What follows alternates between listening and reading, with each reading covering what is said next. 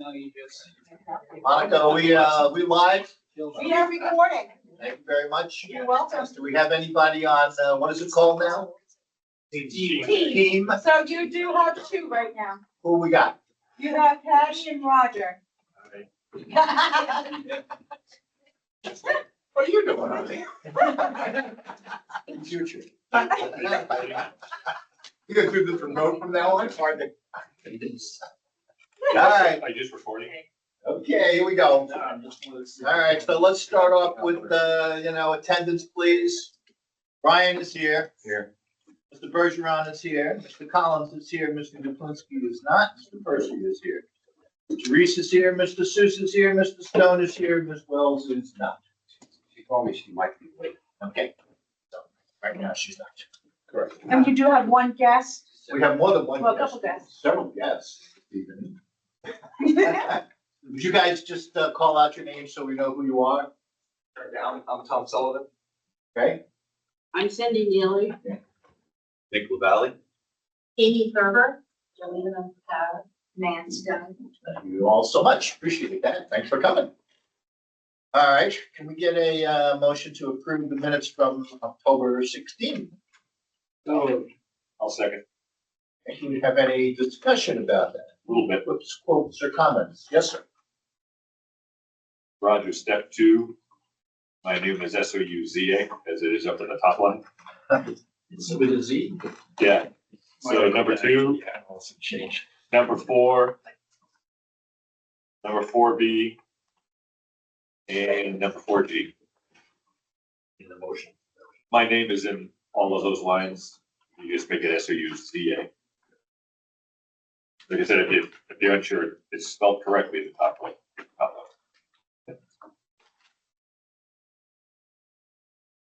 Okay, anything other than name changes? Change his name. Well, all right, then, Happened. all right, let's have a vote to approve the minutes as amended. All those in favor? Opposed? Abstains? One abstaining, Dan Collins. Thank you. Okay, a quick review of the, proposed new meeting schedule. We've added 2 new items. Both of them on the 20th, cemeteries and the Economic Development Committee. Otherwise, everything is staying the same. I have a few paper copies if anybody needs a new one. Yeah, I could use a copy. That? You're welcome. All right, so then we're gonna get into the department budget. Before we get started with that, I have a couple of quick comments and changes to things we've already discussed. Arian informs that the property and liability insurance, which is spread across all departments, so it's a little bit here, a little bit there. But there was a general overall increase of 30,000 across all the departments from what we had originally estimated. Say that again, Sal, there's. Sure. The property and liability insurance. Theoretically, she said it was, $100,000 across all the departments. Right. It's now 130 across all the departments. Because of increases or because of missed? The quotes are coming in, so now we're getting hard numbers instead of estimates. Well, no, insurance is one of the biggest increases. So Well, yeah, 30% it's- increase. Okay. But Thank you. she also reports that most of the other insurances that we've already gotten quotes on are pretty much what she's estimated. So there's been no remarkable comment on any of the other insurances. Okay. Other things, we have under the highway department, on page 16. Remember we had a conversation about highway road salt. It's 31,610 and we bumped it up to 95. Well, the actual quote has come in. And we signed the contract and it's now 110. What line is that, Sal? 4312. 4312, 31,610. Yep, gotcha, thank you. And same department, 4312, 41,610 gravel. is instead of 46, it's gonna be down to 30,000. Okay, so down to 40. What was the first one now to, or up to? First one was up to 110 from 95, so it's up 15, down 16. We got a net good thing of $1,000 overall. Is that because you're planning on using more salt and, or is it the prices? No, actually, because last year, most suppliers ran out of salt, like 2/3 of the way through the year. There was a huge issue. The rate is up, I want to say, by memory, $25 a ton, which is a 25% increase. And I've talked to the suppliers, and they're basically saying, yeah, everybody is kind of having this. They're trying to make sure that they have the right quantities bought. And they anticipate it probably will go down a little bit next year, but right now, that's the number we have to play with. Okay, so it just, it wasn't, my point is, it wasn't a change in volume. No, it's a rate. It's the same thing. Well, the gravel actually modified a little bit because when we created the new road reserve fund, gravel roads, when we do an actual reconstruction of a gravel road, that's now going into the reserve fund, so that would be part of the appropriation to the reserve fund. So some of that has just shifted over. All right, so let's get some of our friends here that are here, out of here. Amy Gerber, librarian. Sal, can I ask one question while she's coming out? Sure. The budget you sent us on email this morning, is that the new budget that Mary Ann has? Yes. Shows the new actual? Yes. Okay, cool. Thanks. I'll go over there. Hi, everybody.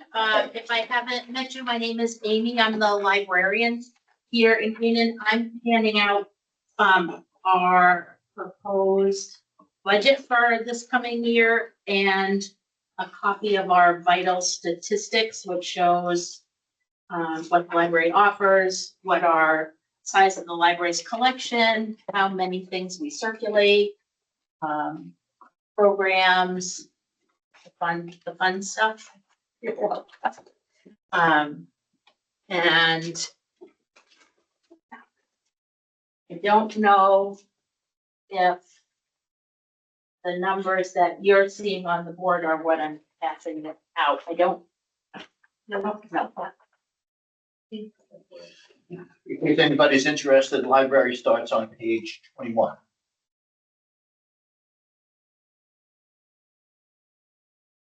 Sal, you got some stuff on 19 too. Which is the what you want. Benefits. Yeah. Well, I think we're zeroed out to Library, like, yeah, nothing. must have moved. Yeah, Probably one of those moves. 21 it is. You want to mention you want? Yeah. More than I need.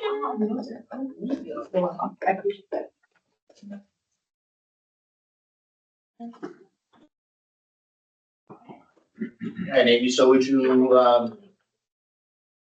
like to take us through the statistics before we get into the gory details? Whichever you prefer, yeah. I think that's, Okay. so we know what we're looking at. Sure, so what you're seeing on the statistic sheet is, numbers prepared back in September. And where noted, the figures have been extrapolated out 12 months. And so you can see our circulation is, holding steady where we were the last year. And included in that number is the circulation for our audiobooks, ebooks, downloadable magazines. That's a service we subscribe to through the state library, with lots of materials for people to check out there with their library card. We also offer streaming video, so people can download movies, documentaries, TV shows, the great courses, and folks are familiar with those. And what you see under that is interlibrary loan. So through the state library, there's a service where our patrons can borrow materials from other libraries and vice versa. We send materials out to other libraries. There's 236 libraries in the state that participate in that. At the bottom, it shows what our collection size is, kind of broken down by books, videos, audios, magazines, video games, museum passes, artifacts, puzzles, board games, knitting needles, rubber stamps, all sorts of things for people to check out. This year, we were gifted a telescope from the New Hampshire Astronomical Society, so we've just added that to our collection for people to borrow. And we also offer Wi-Fi hotspots that people can check out and use as needed. And then at the bottom, you're seeing the statistics for the programming that we had done through the beginning of September, including things like tech help nights, book groups for adults, story times for kids. We just did another series of our very popular pub trivia night. This also includes the summer reading program, which is programming for kids and adults, and the Meeting House Readings programming, which is a long-standing program we offer in the summer times where authors come and read at the Meeting House. So that's the nitty-gritty. One thing that this doesn't show is the support we get from the Friends of the Library, the nonprofit group here in town. And they provide access to the museum passes, the Wi-Fi hotspots, the digital subscription to the New York Times, the vegetable gardens that you've seen out in front of the library, and then other programming like they help us purchase books that we give away at Christmas in Canaan, and they buy ice cream for the summer reading ice cream parties and other things like that, to the tune of about $5,000 that they donate every year to the library in services and items. Yeah. Anybody have any questions about any of that stuff? Can you help us understand better? So we have in collections, we have a category called adults. What's that mean? That means books that are for adults. So fiction, mystery, Not sci-fi, children. fantasy. And then children is children's books, so So it's an age, I mean, is that what the breakdown is? it is, yep, it's by age. Juvenile goes to Through middle school, and then we have a young adult section, which is in with the children's, in these figures is in with the children's, but it's a separate collection for young adults. What do you hope, Brian? What's he hoping for? I wasn't hoping anything. I thought the same thing when I see those videos. So, Maybe that's a standard library thing I'm just not aware They wanted to bring the adult book group. of. Thank you. You're welcome. Anything else? So looking at your budget page, and Yes, then looking at the one that the department put in on our, All right, so we're moving on to this. We're done with this. well, I thought we were looking at both the handouts she gave. Well, anything about? Oh, nothing on that. No. We're all good with that? Thank you, Amy. sure, you're welcome. Okay, all right, let's get down to the numbers. Can you remind me again, please, of what page that's on in the budget sheet? 21. 21. Thank you very much. On 22.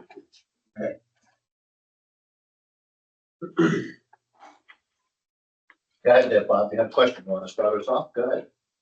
Well, it says the department suggested budget's 142, but the one on the sheet looks like either 163 or 194. I'm not sure what that 194 is on the bottom here. So the way that the sheet that I handed out is broken out is the first 2/3 of the page where you see library total is the total budget that's proposed for the year for the library. And then that next section at the bottom is our anticipated revenue. So that's offsets part of that, figure, and so the 194 at the bottom is the difference.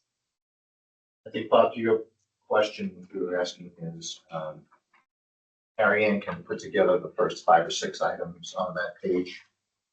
Then, Amy comes forward with the rest of the request. They're not entered in yet. Okay, that was my question. Yeah. Yeah. Tonight is the night, it's being Tonight is the being night. by Gary. Surprise. Okay, all right, so, let's just go through it. Any questions, anybody about salaries, either full or part-time?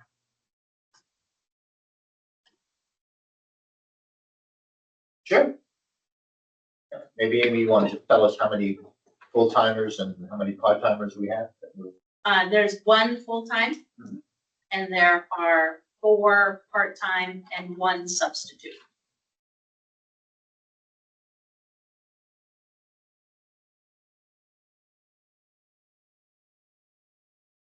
Clearly, all of the benefit plan and workers' comp and all that stuff is based on the 1 full-time carry-in, or is it? Retirement is based on full-time only, the taxes, and the unemployment and workers' comp insurance is based on all employees.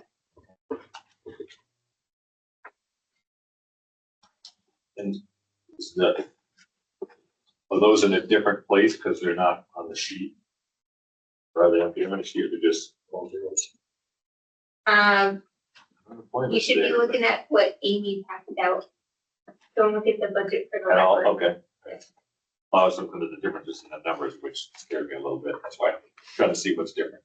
Well, just, basically, the number, forgetting the line items for a moment, the 194 is the net request for, the library. And that's in line with what it's been in the past couple of years. I mean, I think it was a little bit higher last year.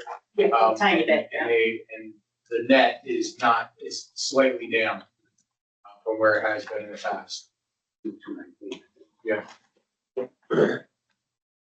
had a couple of questions. Sure.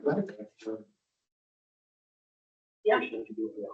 So I just noticed some increases. I'm sure they're justified. I just wanted to ask why. So I have better understanding. Yeah, you got it. So can we start up, are we good with salaries and benefits? That part is done? Everybody got that piece? Yep. Okay, good. All right, so now we're on to, the line items. Good. Okay, so I noticed half a dozen things where there was some increases or decreases, and I just want to kind of go over what those are and why. Sure. So I noticed for library software and hardware, last year actual budget was 3,500. This year we're looking for 8,000. Are there more programs added, or is that just increases in services? What you'll see is if you look down to contracted services, there's a decrease there. And so that used to be where we posted our contract with our technology folks. And then at Carrie Ann's suggestion, that's now in the software hardware line. So that takes some of that increase there. Now I need my notes. Roll up. And Nick, if you have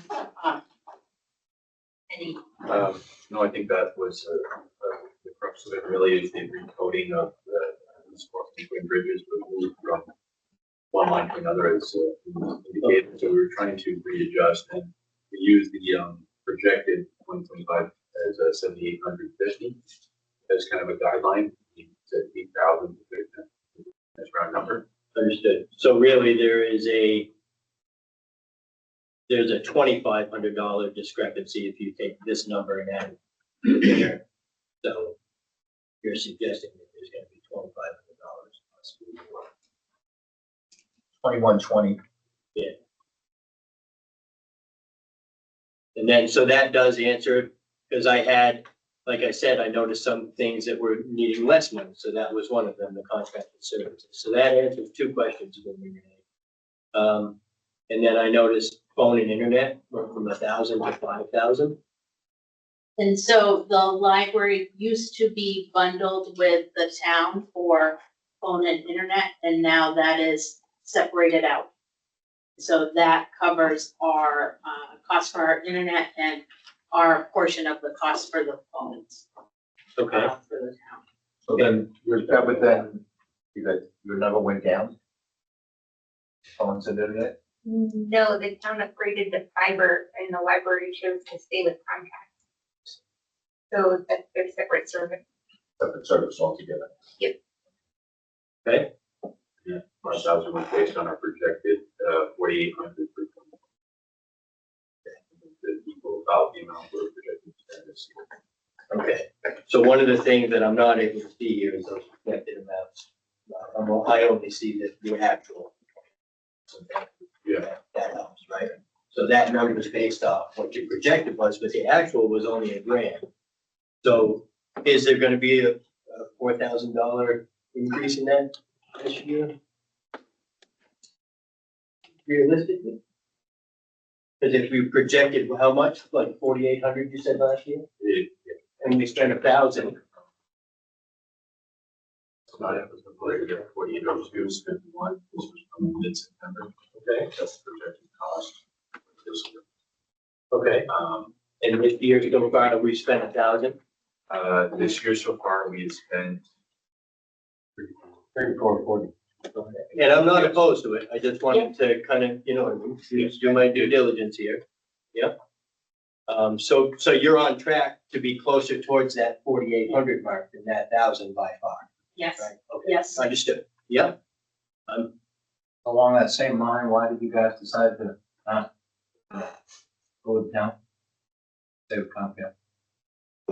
We were, happy with the service we were getting from, Comcast and from our technology provider, our IT people. And so we chose to stay with them and not move to the new, service that the town chose.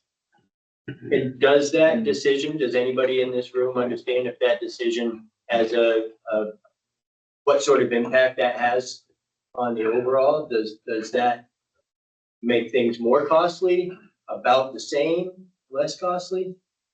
For curiosity, I mean, would it have been a substantial savings if you did join the other program, or does it stay about the same by keeping with this program? I know, right? I'm not, I don't know what the new figures are. You know, I'm not sure. But I don't know.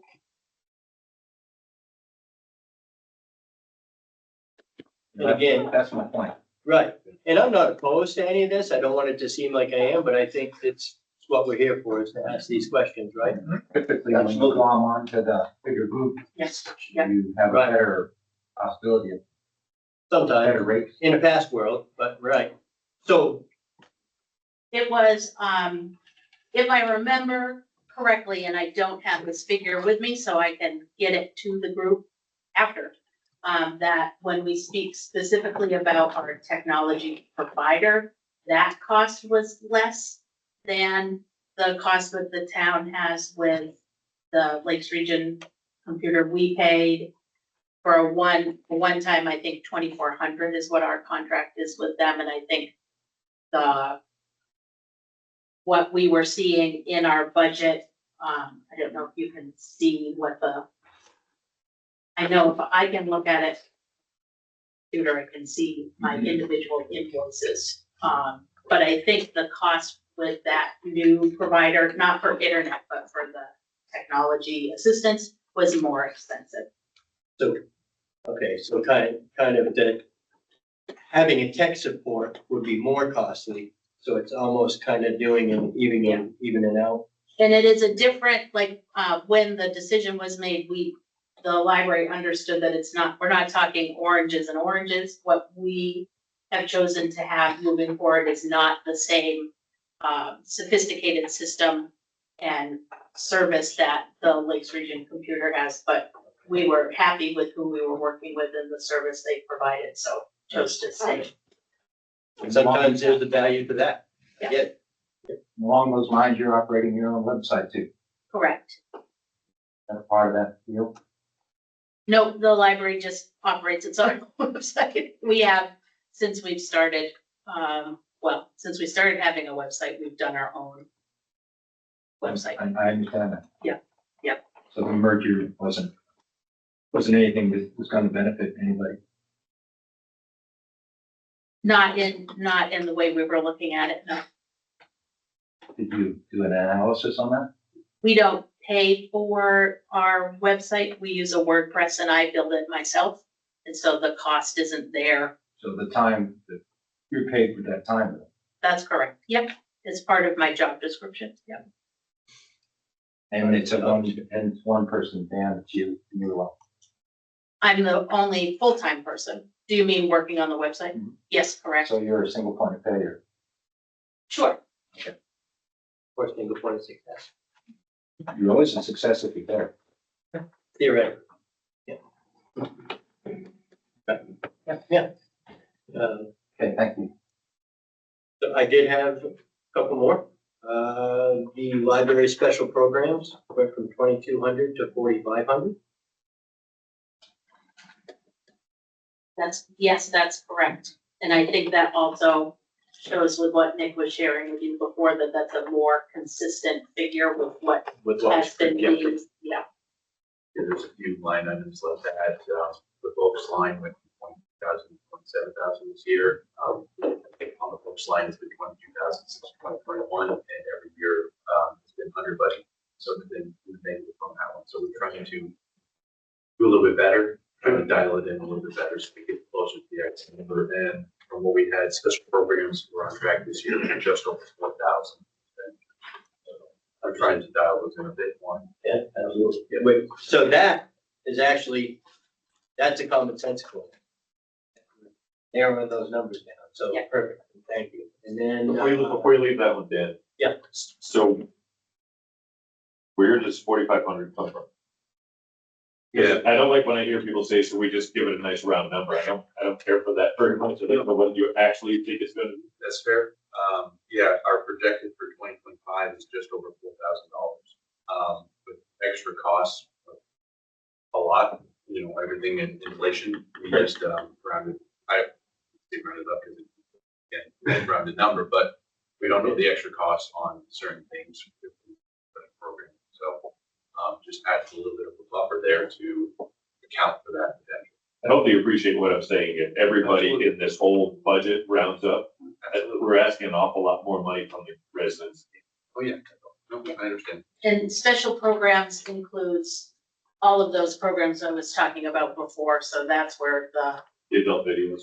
adult videos go there and our after hours programming go there. Describe it. Which I would say to you, if you want a good visual of an adult video, let's go to New England forestry and think about Tom Weissel, who is an incredibly intelligent man about New England forestry. So if you want to talk adult videos, that's a good adult video to get your mind on. If you want to learn about old growth trees, go see Tom Weissel. All right, those are good adult videos, and I'm sure that's more what we're leaning towards. Thank you for that clarification. Yeah. Of course. So, Chet, you have something you want? I just for a reminder, and for those of you who are maybe new to the budget committee, when it comes to the difference between reviewing library budgets and the budgets that are on the rest of the town, we don't get to, because of the RSAs, we don't get to review individual line items and change line items in a budget. We're reviewing a total amount of money, and that's it. It's an appropriation, and they can spend it however they see fit. The town has no say over that process. So I just want to make sure everybody understands. It's like, there's another line items. We said, well, we want to change this line item or this line item. We don't have. I That- understood, but if there's $17,000 and stuff we don't agree with, we would send it back and say rework it and let them change what they're gonna do. Well, We would try to You- change a line item. no, but the issue is you would just deduct $17,000 from their budget. That's what you were going to do. You wouldn't go and say, go bring this back and revise and say, this is how much we're going to approve. So we're only approving the bottom line. That's correct. Okay. There's no line of discussion other than making sure that the bottom line is in line. Well, can I point out one thing that may not be obvious to everybody is, we're handout, the single page handout, the column that says actual budget. That's the budget that was established for 2025. Those are not actual expenses. If you want to see what was actually spent, you go to the multi-page, Yeah. page 21, and that'll show you what they actually spent in the account. And what you're looking at is the overall budget that was approved for 2025, and what they're proposing is $6,000 approximately less this year than it was last year. So it's not an increased budget overall. Thank you, gentlemen, for bringing that up, because I think that kind of nested up together. I just wanted to make sure we were aware. Yeah, It sounded like that's it's going funny down this year. political lines. Yeah. The library works very hard for our community and actually. Yes, the only question I had other than that is why is it that the town of Dorchester is only bringing in $100 when Orange is bringing in 4,000? Does anybody live in Dorchester? That is the time-told question. Right, That's just. and you know, I've actually asked that question 3 years in a row. I'm so glad somebody else asked. It's a time-long question. right, we've been wondering that forever. And so as part of what the library does, we provide services to all 5 towns Sure, in the school district. And the towns of Enfield and Grafton have reciprocal borrowing with us. So if you live in one of those towns, you can have a card with us, or if you live here, you can have a card in Enfield and Grafton. So that kind of balances out. And then the town of Orange and the town of Dorchester don't have their own libraries. I hear talk on the wind that maybe Dorchester is building a very small library in their town hall. They don't know that. And so those 2 towns, we asked specifically to help offset the operating costs that the town people in Canaan put out. And those, we send letters every year and we explain to them the cost per Canaan resident and what we would like to see as a donation from them. And this is, so these numbers are actually donations. Orange is 4,000 and Dorchester is $100. yes. So don't we have a really beautiful library that all 5 towns pay for at the school? That they could go and sit at if they only wanted to give us $100? No, you can't go to the school library if you're not a child in school. They would not let you in as an adult. Or there's free, I wouldn't want guys going in there. Well, I don't necessarily mean just walk in there at, 11:30 in the hours. morning, right? While everybody's in school, but there's some services where you could take books and get access to the programs that we're talking about providing here through a different avenue than only at the Canaan Library? Are there any other places, either at either of the elementary schools? Or I guess what I'm getting at is I'm not all that excited about Dorchester only giving us $100 for all of these years. And at some point, you gotta pull the plug. I don't think we pull the plug on kids being able to, or people, residents being able to obtain those services, but maybe we start looking for alternative options for them to take so they can keep their $100 and put it towards their library they're trying to build themselves. So what you'll see Instead as of waiting it out of me. one of the other anticipated revenue lines is called the Brundage Foundation. And that is a foundation that gives the library $6,000 every year to offset these costs for non-resident users. So while you're only getting $100 from Dorchester, you're getting $6,000 from this foundation. Yeah, but I think I asked this, I broached this subject 3 or 4 years in a row, and it's apologize, I'm glad someone else did. But, I think I asked you last year, if I didn't, I should have. Have we suggested to, I don't know who was we, you or the town administrator, what we would kind of expect from Dorchester, Oh, yes. all right, so they know that $100, I mean, Yeah. $1,000 or maybe they think 100 is great, but. Yeah. We're So it really used- expecting $2,000. It used to be 50. And so this year we got 100. 100% increase. It is, it is. And so, yes, Then another question, do we know, are they partnering with, like, say, Romney or Plymouth? That might be more convenient to come in here. Maybe this $100 is just a, Yeah. But our real partner, our real library partner is Plymouth. don't have the answer to that. I'm not sure what they Because do. that's I assume Ability. it is a possibility. I assume they're just using us, but I don't know. Grafton doesn't. Grafton has the reciprocal borrowing, so you Oh. can go and get a card from them, which for Grafton, it's, go ahead, Monica. No, I'm just gonna, do you know how many Dorchester residents? It's only half of Dorchester, right? Is that right? No. Some of our programs, like our fire reciprocal program or whatever, is only, or our EMS, one of those is only, or is it the transfer station? There's something that only half of Dorchester partakes in. It comes here and the other half goes the other way. This is all. Oh, is it? Thank you. EMS. Okay. Okay. It would,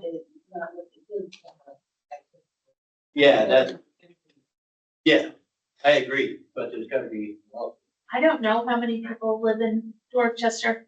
Well, you have, Well, I think, you have registered borrowers, Right. borrowers is 150. So it's more than that. So that's how many. Orange is 185, so they're fairly comparable. Yeah. In numbers, but not in contribution. Is there an expectation? There is an expectation that they contribute, yes. Still have to choose not to. What I meant, is there a finite expectation of the towns that partner with it? They know about, It can be a function of users. And what do you mean by that? Like they like I don't, said, that's what I was thinking. If you have a number of users, the expectation is this much. $5 a head. I don't think we do, Brian. I think it's probably something maybe we could look That's at. the part about communication, I think we're getting at, to say like, hey. Yeah. $100 is, well, Yeah, if the number is like 185 in orange and 150. because the 4,000 maybe is skewed too. Yeah. Maybe it should be 2,000. Yeah. I think we talked about the percentage of users, you know, in relationship to the number of payment users. So we didn't actually say this is how much they should give us, but I think that they could get an idea that, you know, proportionally. So it was very eager. I would offer that when it comes to money, you can't assume. I think you have to say, hey, we want you to use the library, but this is what it costs us to use the library. And we think the fair share should be somewhere in the neighborhood of this. It's like a tip. You know? The Check. letter that Sorry. Amy sends out is very explicit about what this translates to per person. I mean, So go ahead. Chad, you're gonna be upset when I tell you this, but when you use the 4.74% of the users of the library and you take the net budget, it's $9,000 a year. Is what they're, you know, the valuation of that percentage. If I can ask a question here, please, who has contact with Dorchester about this issue? The library does, we send them Directly. the request Okay, every year, yep, and they say, okay, great, and they send you $100. they do. That's the way that works, okay. And I'm not saying, Why I just want to be clear. not include this information as an example in an exploratory letter? if we didn't have those two towns using our library, I think the cost of running a library would be pretty much the same as it is. Not correct. We wouldn't drop any of our services if those towns weren't. in that. Well, the only thing I will mention as far as Dorchester goes, we cover, we have a contract with them for fire, EMS, and things like that, and they pay a certain amount a year. We're doing half the town. They've now made a request that we try to cover whole town and asking what the costs are. And all of these conversations may come up as part of that discussion. Might be We're gonna making your money meet over with there. them and say, Well, if it is, maybe we have a representative from the budget committee sitting there as well and select. Like, it needs to be. oh, that would definitely, once we get to where they're really officially making the request, that's gonna be a select board meeting. Right. That's, So- that's not going to be, We were saying about 185 residents from Orange, is that right? So it's a sheet. Right, If you look at this, 150. 150? Is that from what it is? Dorchester. 50 Dorchester, 185. 4,000 divided by 185 equals $21 a piece. I'm down to Orange. Yep. And we have 150 for Dorchester, I don't even think I need to do the math, it's less than dollars. So that's something maybe, I mean, that's a pretty basic way of putting a stark contrast in front of somebody and saying, I appreciate you don't have any money, but neither does Kane. You're paying pennies, Orange is paying $21 a person. So maybe I'm just saying when we go to this meeting that inevitably is gonna happen, it's just a real basic. Sometimes things get too construed, and if you break it down to just a basic number, there it is, right? And that's a pretty stark one. So anyway, I'm good with everything. Thank you. Maybe it's gonna get home eventually. Yeah. No, I Well, appreciate it. we all go have a meeting.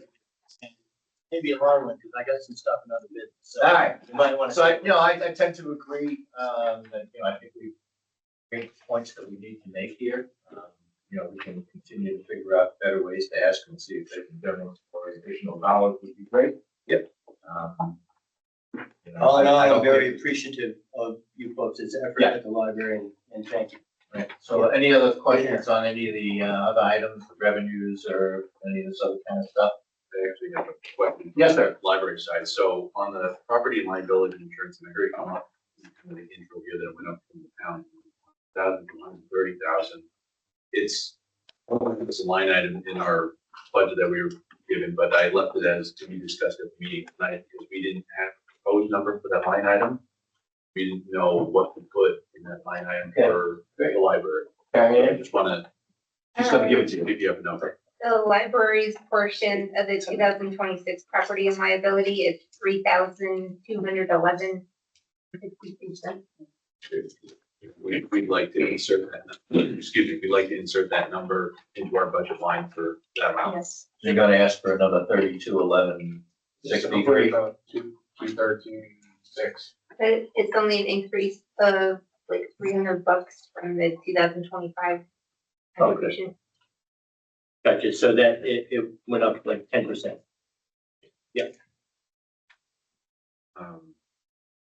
And if I may too, we had a couple questions about just the onus of the building repair and maintenance line. So we put a number in there. We were just trying to understand, this may be a question what the town is. I know that there's been discussion about a building maintenance person in the potential budget for next year, hiring another person. If, say, there's issues with the lights or small issues that need to be done with the building, is that something the maintenance person for the town would do, or the library would have to outsource to a third party? Well, typically, because the shell of the building is the town building. Okay, the library is everything inside the walls. And that would be, if it's building like windows, like we had to replace a window, that's coming out of the building fund. Okay, that's the general building. If there's something inside that's library related, that's coming from the library. Light bulbs in the library, whatever, anything like that. But generally, the shell belongs to the town, and it's the town's building responsibility for repairs and upgrades. Thanks, we understand that you have a door with it doesn't log or something. Yeah, there's. Yeah. That went into house. Yeah, for, more recently, yeah, we've had multiple light bulbs out on the, high, lamps in the building there, hanging from the ceiling, and we've gone to a third party company or outsourced it to have them come in and replace the bulbs and actually upgrade to some nice LEDs to brighten it up a little bit in there. And we just wanted to see if it was something that the library should continue doing on its own, or if the town would kind of cover that as part of the maintenance. It depends on the project, like that would be, the bulbs is a maintenance item that you would do in the library. If we were replacing fixtures and there's a big program, and Gotcha. technically, that's how that would become a discussion for the select board. Okay. And you have that in there as 3,000, so I would presume if that does happen, it'll just move from them to. Well, they will need some, look, again, we're looking at the overall budget, they're gonna have some things they're gonna have to do for themselves. So, the leg fell off the chair. Right. Is it possible that maintenance guy is, They're going to have to do general maintenance.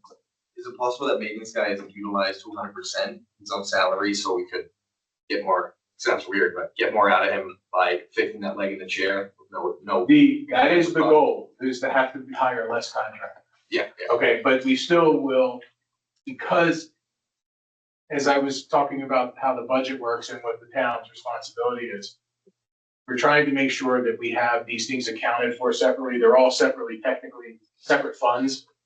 So they get allocated amongst the funds, you know, if we had to do work in the water and sewer building, if we have to do work, it gets allocated to that fund. You know what I'm saying? And the same thing would happen with the library. So even Even though it's a shared resource, they have their own. but it should be much less expensive. Yep.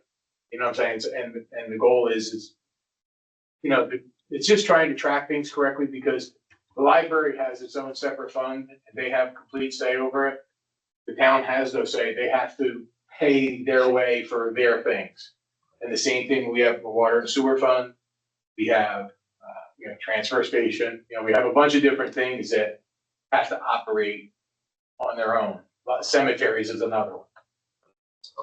All right, so, with that said, if we add the 32,1163 and the, ask will be 197,255.43. But isn't it actually, part of that's already in there, Carrie Ann, and we were only adding $300 and something, not the whole 3,000? Well, the budget committee needs to approve the total expenditure line, because the revenue money goes to the library trustees' bank account. It doesn't come to the general fund, so the revenue does not offset the tax appropriation. Okay, So the 210,000, So this budget hasn't been added to ours yet. So they did not have that line item in, so the total 3,000 had to be added. Had they added last year's number, we would only be talking about the 300, but they didn't have any of that. all right, so that the library total now is 213,555.43, Carrie Ann, is that the right number? I wrote down yours. Well, mine was the net, we just added Budget the three, Yeah, Yeah. 32 up, so I'm assuming that's right. 213. yeah, 213,555.43. Five. Oh. So, does anybody have any other? We would just say we approve the 213, is that the idea? So can I get a motion to approve $213,555.43? We should be actually approving the 197,255 only because we're gonna put in just the net number. That way we divide that net number by the 12 months and the town will just be sending the money to their fund. doesn't work that way. It's the one. Now, hang on a minute. We just got a little discrepancy here amongst our financial advisors. Revenue goes straight to the trustees. Oh, So this is the total tax appropriation. yeah, but we're saying we're gonna 16.3. That's impressive. Because they're counting on 16.3. It'll work out because we just do 1/12 of these accounts. And then they get the revenue to offset their taxes. So you're gonna have them still pay us? Yeah, it doesn't make sense. That means they're gonna get We the wanna budget do the money net and the not revenue have money. The repay.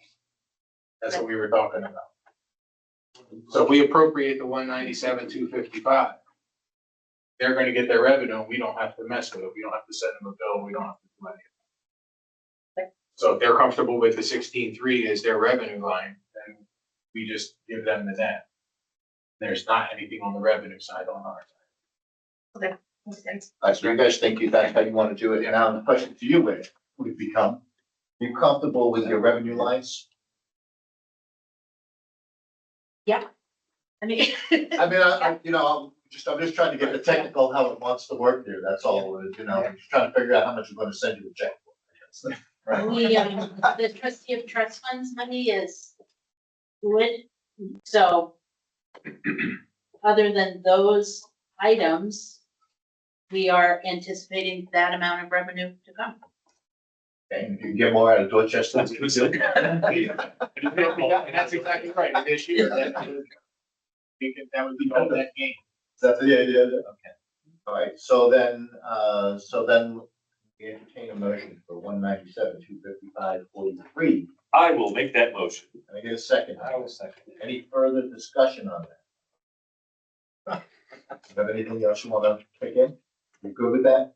I don't think so. We've never been at the budget committee where the budget's been actually voted on. So this is a new part of the process for me. Well, I We've guess, only ever presented. well, what they'll do is they'll vote on each of the pieces, And then when we bring back the tax rate, that they go, sticker shock, then they'll come back and look at reviews, but from this perspective, I don't see any changes, but they're voting to say, we're gonna move this into the budget line item, that's the budget committee. It says, this is what they've agreed to so far. Gotcha. And we're doing it this way so that you know that's what we're doing. Yeah, I think, is that different because in the past, you've already seen the figures and tonight you haven't? Is that the difference? No, they're doing it with every section. Okay, Every department is, they vote on, are we okay with moving this forward? gotcha. And that's where we are. And then in December, we'll have a vote on the whole thing, and they'll be looking at the net tax rate and saying, do we need to adjust that? Gotcha. No, I So this isn't a final vote. This is a vote to move move it on. along. Yeah, That's Yeah. number 6 and held up. I defer to the trustees, is that? Yeah, cool. All right, so then all those in favor? I, Any opposed? Any abstains? Thank you so much. Yeah, thanks for the time, folks. thank you gang very much. Thanks for all you I guys do. appreciate it. You have a great place. Thank you. But you can do website. Hmm? You can do website. Oh, yeah, WordPress, man. I know. WordPress. Yeah. All right, trustee of funds, Cindy. Okay. It's got like 3 lines here, 1 line and 2 lines, but right. You can put it in. Because I hope she kind of gives It's her for next tech life. service, you guys, they pay, you know. And there's so- another. Brian. Whatever. Andy's talking, Cindy's talking. Hang on a minute. Trust fund Just a minute. lines are just smaller. All right, what are we looking at? What line are we looking at here? I think I know. The page 3. Page 3, please. Includes up the salaries. So it's the training. Because Terry Ann explained to me that the stipend paid to the clerk of the trustee of trust fund is shown under financial administration. Is that right, Terry Ann? Yep, it's up Yeah. under the 130 line, all elected official pays have been lumped into the one. Right. So all that's left, actually, in the trustee of trust fund budget is a potential $200 to be spent for training opportunities. We have 2 relatively new trustees. So I thought it was important that if training opportunities come up through the municipal association or whatever, they have the opportunity to participate in them.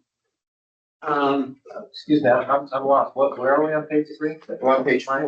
We're on Page page 4. 4, but There's 350 for office supplies on page 3. So that's all that's there. And in Well, that's the reality, treasurer's, the office. I'm looking at this. I'm not. We're at 55, 240. Page 4, second line.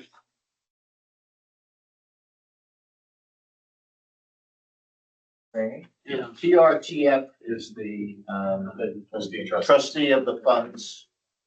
TR is the treasurer, I believe, so it's a different category. So it's basically, Cindy is looking for $200 as a budget item for 2026. right, and, I brought a lot of information you may have questions about, I would. Why are we paying the clerk $1,000? What Who would is you that? do? And, if any of you care to know what we do, Sure. I give you the elevator speech. Thank you. We have 3 buckets of money that we handle on behalf of the town. One is the perpetual trust for cemetery care or perpetual scholarship monies. That's about $1.1 million. We have expendable non-taxpayer monies that we hold, like the Meeting House Preservation Money, Williams Field Fund. That's about $165,000.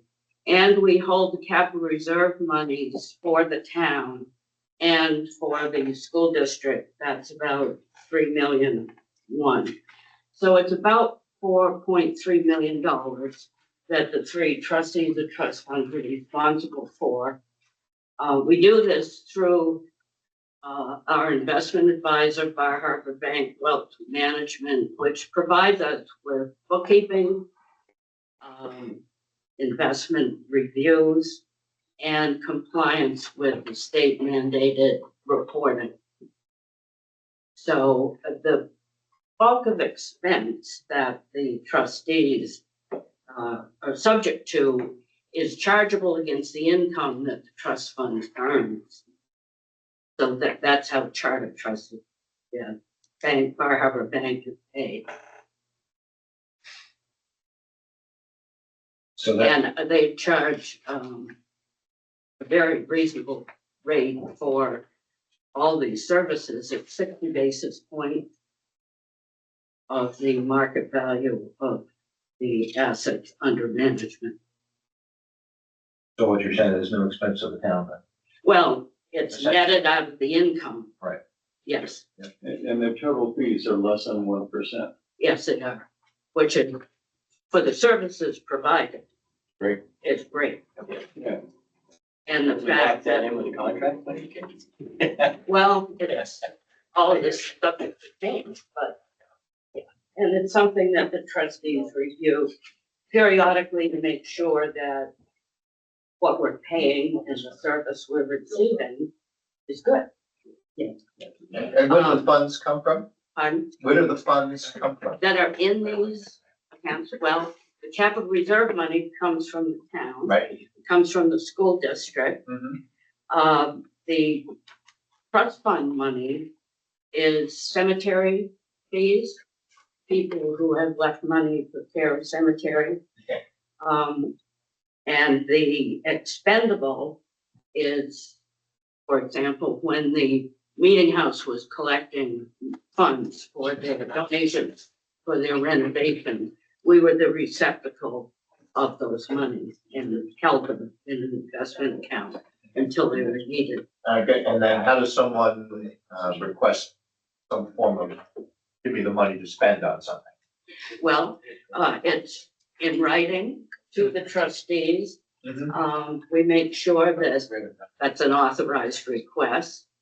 And then we get the money from Charter Trust, and in the case of capital reserve fund, it's to the town. Sure. We don't pay vendors. Right. We take money from and give money to. We have an investment policy for each of these. Right. So I know the money that we receive is well cared, seriously taken care of, and Nick is one of the trustees, yeah. Those requests go through the select board too? No.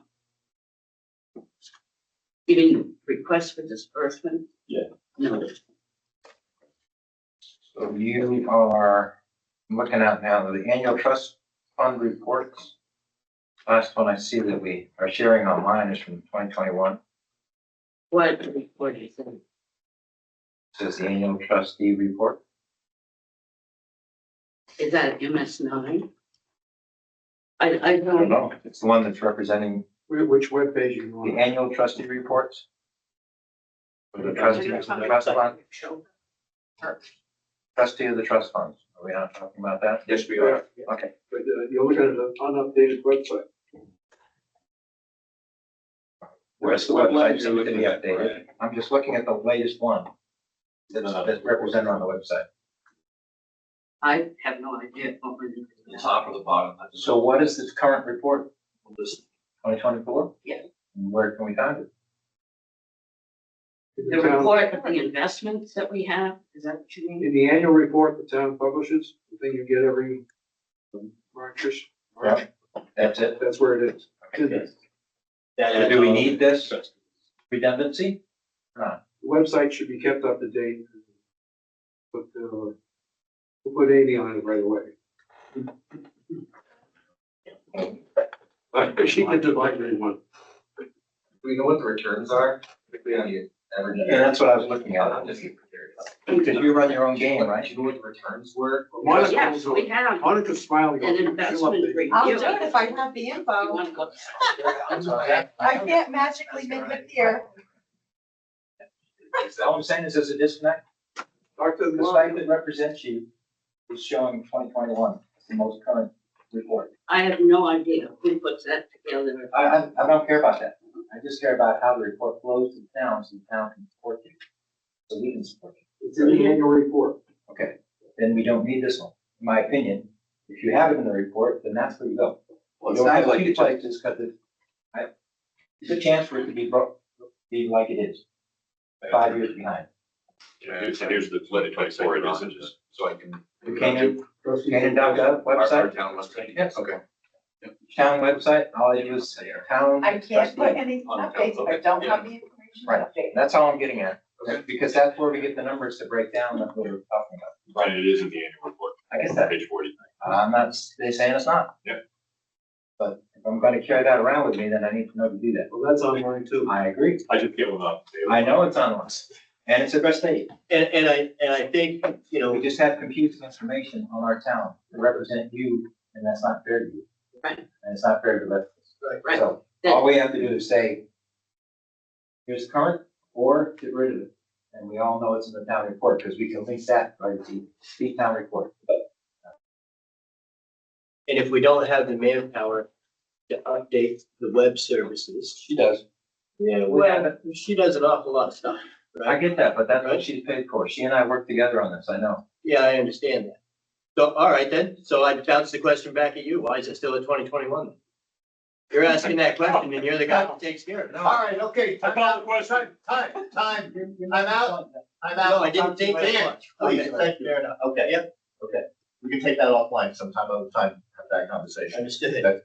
We approved the $200. I have a motion to approve $200 training. So moved. You approve motion, seconded by Bill? Yeah. Okay, any other discussion on the $200?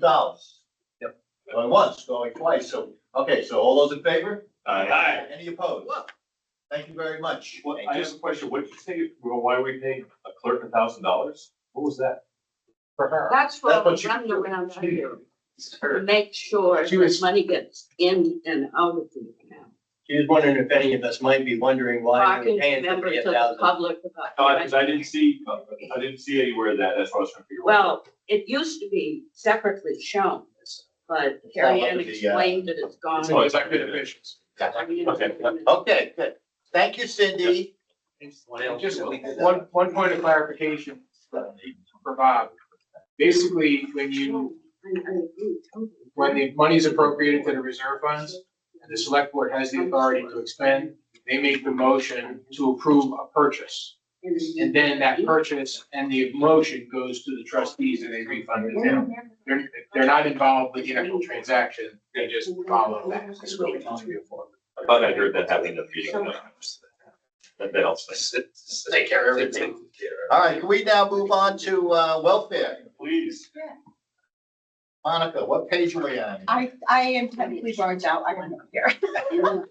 I couldn't find it. Oh, no, it's here somewhere. I looked for Well, towards the end. Okay, here we go. Page 18, please.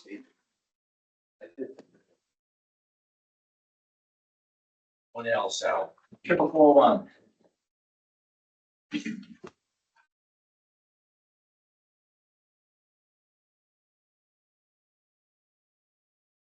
Okay. Page 18, welfare administration. Do you do health agencies and other things too? What is health administration? Currently, we're vacant. Well, what? Vacant. Yes. Never mind then. All right, so let's go on to welfare administration. Go ahead, Monica. Am I starting training? Yeah, salaries are good. Training, go ahead. All right, so training, I just increased it, 150 because of the increase in fees of New Hampshire MA. Well, last year we spent 325. So why are you only asking for 150? We're not even done with that year yet. So were you asking for an increase of 150, Monica? Yes, increase of 150. No, an increase to 150 80 to from 100. 80. And my because I don't question have was, last year. we're currently spent $325 so far in 2025. Are we expecting to do less training?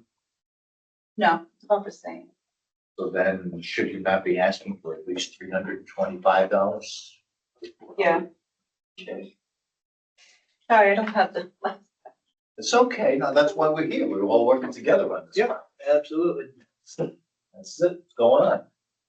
So, I mean, what would be a good number there, I guess? We take, I would do the 250. 250. we do, yeah. So we're doing less training. No, what is the number that I had there? Because I don't have that sheet. That's okay. So sorry. You're okay. We're recording. Yeah. That's so Right, generous. that's- That might just help. This is Now, This is, it's one of those. So, you know, if you take the 325 Oh, there we go. divided by the 10 months we've already been, All right. right? And then add 2 months worth more to it, that would get us to the end of the year, comes to like $390. Yeah. So $400 may sound fair, right? So it was 325? Sorry? It was Something happened. 325, so we're gonna, and, So far, you've spent 325. okay, and I, Training is not a monthly expense typically. Right. it's not, no, It's an event. no. Yeah, it is an event. Just hang on a minute. So they, one of the MAs increased by $50, so I would probably just increase that by $50. So can I get a motion to approve $400 for training? So second? Second. Any other discussion on that item? What did she just say? It sounded like she said go from 150 to 200, was it just? Yes. 150 to 200? No. Well, look, yeah, I know, but look, we did 325 last year, but in 2024, we did 95. Right. 2023, we did Just none. increase So it by it's- 50. So today was, This was a big deal, like something big happened this year that probably doesn't happen every year. Yeah, is the training like, is it a seminar someplace or is it a monthly thing or? There's a couple seminars and some training. So they're events, so we may have spent 325, there's no more events this year maybe. So the I 325 think might be a there's good one number, more, there's one more, but I think that's a no cost event. so you can't just, you know what I mean, you just multiply it out. So I'm thinking if I think we're down at 200. Not 400. well, there's a motion on the floor for 400. That's what we're discussing. And you think this year is representative? I would say, yeah. So it seems to me like 400 is a fair motion. So I would put in a motion for Well, 400. we already have a motion for Okay. 400 that's been seconded, and then we're discussing it. Any other further discussion on it? I'm not confident that that's the right number, but I don't want to be sticking them up for $200. So we got bigger fish to fry, but how many training sessions were there? How many did they cost? Are there any more this year? What do we expect for next year? Sounds like 200 to me, but not 400. But again, I don't want to be a knucklehead No, for that's fine. $200. All right, so we're gonna take a vote on that, please, unless somebody wants to amend that motion. Somebody wants to amend? All those in favor of 400? All right, all those opposed? Only because I'm. 2 opposed. Yep. Thank you. Not because I'm against it. I just, No, no, Yeah, I'm not clear with the number. Dues and subscriptions. Yep. No changes there. Office supplies, no changes there. Well, let's see, we had office supplies have now been allocated to this department because there was no budget for that last year. What happened? We have no budget for that last year. We had no budget for office supplies. They created it because she was coding everything to miscellaneous. I see. Yeah. So the default number, where would that be under miscellaneous would be down the bottom here. I got you. That's now zeroed. Yeah. So basically you took office supplies, all the money under miscellaneous was basically office supplies. You're now asking for it in the proper category, which is office supplies. Looks that way. Okay, that's good. And that's good because we're gonna reduce the miscellaneous down to 0. Great. Okay, mileage, you know, put any mileage in money? But the actual's gonna be more like 1,000, not 2,000. Miscellaneous. With 902, Yep, or maybe can that be 1,000? Yes. well, to your point, Bob, yes, Right now, it's at 902. In 2024, it was 1,500, and then 2023, it was 647, so it's kind of all over the lot. Yeah, but it's never been 2,000. I understand. So, gas cards, things like that would fall under the miscellaneous. Bus passes, gas cards. So if we're at a high actual of 1,504 and we're at 902 right now, does it make sense? I mean, I understand maybe not bump to 2,000. Do we go to the 1,500 that we know we've spent on an actual before, so we're at least not short? Which you said the 1,500 included gas cards and bus passes, so you have to take that out, so it'd be smaller. If we're just talking office supplies, and she's talking office supplies, bus passes, gas cards. So what line will those bus passes and gas cards and all that be represented in? Do we know that, Carrie Ann, or anyone? I've only put it in, miscellaneous. Right. So there must So be. it looks like, it's sounding like we want to reduce office supplies and put some money in miscellaneous. Miscellaneous, right? Is that Yes. correct? I don't need much for office supplies, so. So, I would think it'd be fair to split that 1,500, put 1,000 in supplies, 500 miscellaneous, and just go home. Yes. It might be the other way around. right, Right, Either way. gas cards and so forth, or maybe this year we need a bunch. Right? I'm gonna Go ahead, Monica hold Spears. my breath on that one. right. No, we don't. And hope and pray I don't. So, Space office, in the economy. right, so what do we want to live with office supplies? Oh. I think that sounds high. Right, more like 500, And the other 1,500 should go. and the other line. 1,500 should go to You want to gas split it cards. down the middle, 750 on each, and then after, no, by the end of the year, we'll know where the money's at. Well, it won't matter. The bottom line will be, one's over 250, one's under 250, Yep. the bottom lines will be the same. So you want to do 750? Yeah. Until we know, if we don't have the data. That I'm makes good it- with that. that makes I'm it fine with that. What are we budgeting 754? And I'll create an account that actually names it, what it's being spent on. 750 for office supplies and 750 for Miscellaneous. call it Miscellaneous. miscellaneous cards. Things, whatever you want Well, to we put should, on. if we know what we're It's- spending well, it on, yeah, it's go ahead. miscellaneous. Well, what if we get some mileage? It's What do we call those It's cards? transportation There- assistance. The gas cards, bus passes. The card I is also think I called, put in the clothes and drive event. Transportation assistance Yes, and events. Fine. yes. Are you okay with that? Yeah. Signage. The signage is what you. These are typically a limited card, debit card of some sort, right? What's that? Got so much value on them. I don't have that, no. You don't do that? That's not No. the card you're talking about. That's what you said. No, what he's asking, Monica, is these are cards like they're prepaid for a certain amount of money, right? Each one is prepaid for a That's- certain yeah, amount, that's- that's yeah, correct. yeah. And they're only $20. Gotcha. There you go. That is only to and fro wherever there's. Do we need a motion for that, Sal? For what? That'll Change change those. 750. Well, you can do the rest and then. So- Yeah, we can do it all at once. We'll just do it all at once. All right, and then vendor payments, The final numbers on that. 750, 750. The miscellaneous name's gonna change. Okay, rent assistance. Let's see, the old number was, what was the new number now? Had 30,000, you're asking for 26, and we've spent $4,240 this year. Yes. Seems a little high. Yeah, so Monica, it shows last year that what was budgeted was 30,000. It shows that we actually spent 4,240. And then this year, we're asking for 26,000. So if we only spent $4,240, quite frankly, because of your great work, right? Yes, So do we need to ask for 26,000 again this year, or? So this is rental, right? So the average rent is $1,600 a month. That's nothing included.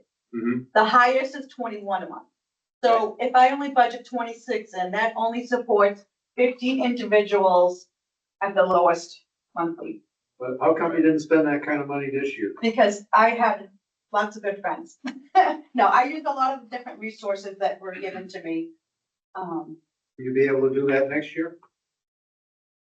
So I don't think that's a It given. varies. Right, I think in theory, yes, but, and I say this because Monica and I spent a fair amount of time when I was on the board talking about what she was trying to do with her program and how to bring it up to speed to save the town some money.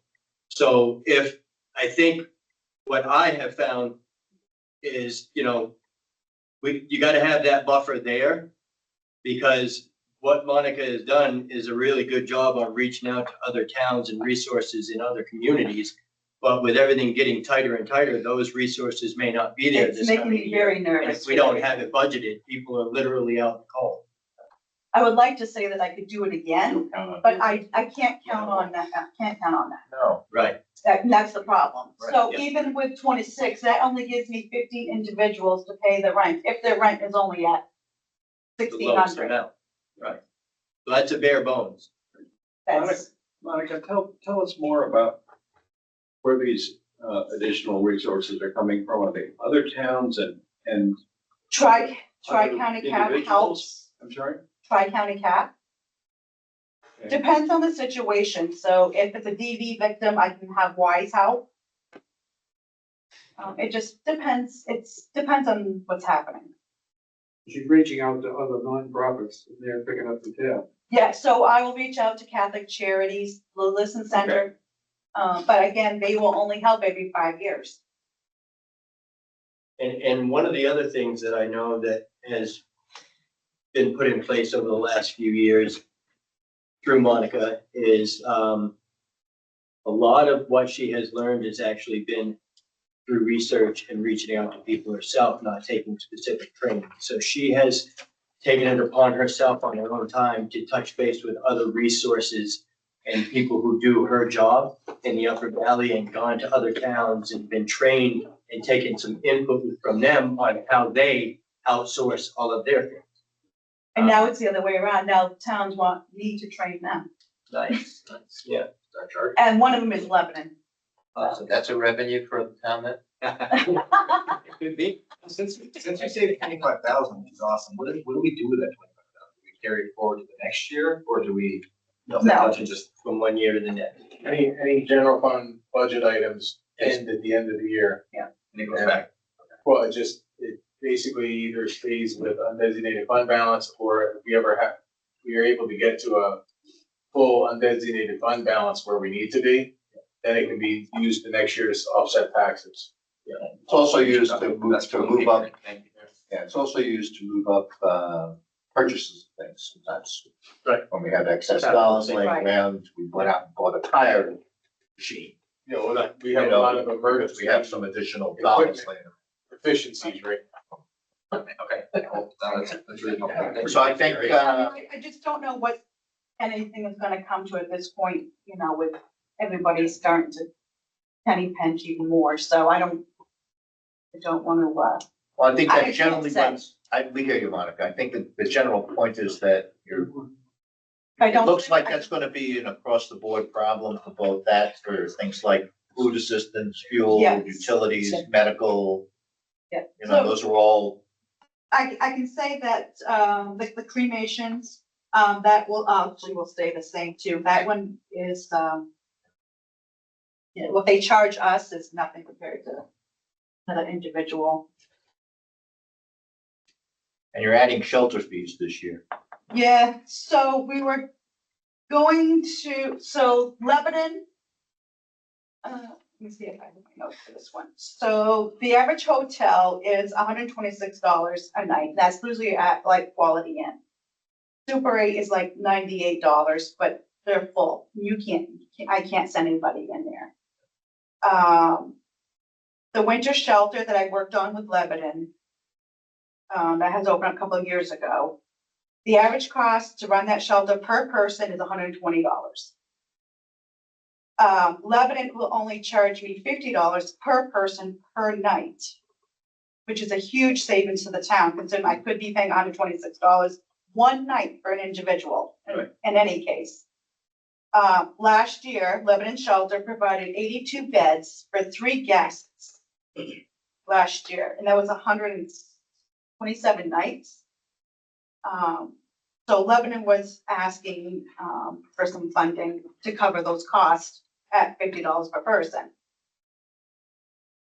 Maybe it's in a place to close to, or it's closing. There was a hotel that was closing. Yeah. Well, they turned everybody down. That was at a discount rate. Yes. The last 2023, 2024 year, I was awarded a grant through Tri-County Cap of $2,500. And those funds were only used for hotel stays to help reduce the cost for Canton residents. If Lebanon was to put somebody up when I wasn't available, they would get reimbursed through this grant, not through my budget. So Lebanon was reaching out for some funding just to cover the cost, especially for this year and next year, because next year, well, this year will be the last year, 26 will be the last year. We think that, winter shelter will be running due to some financial issues there. Bob, Yeah, so is that 4,100 going to Lebanon, or is that going to an account that you'll manage and dole out as needed? Up to Lebanon. And that gives you the right to send some people.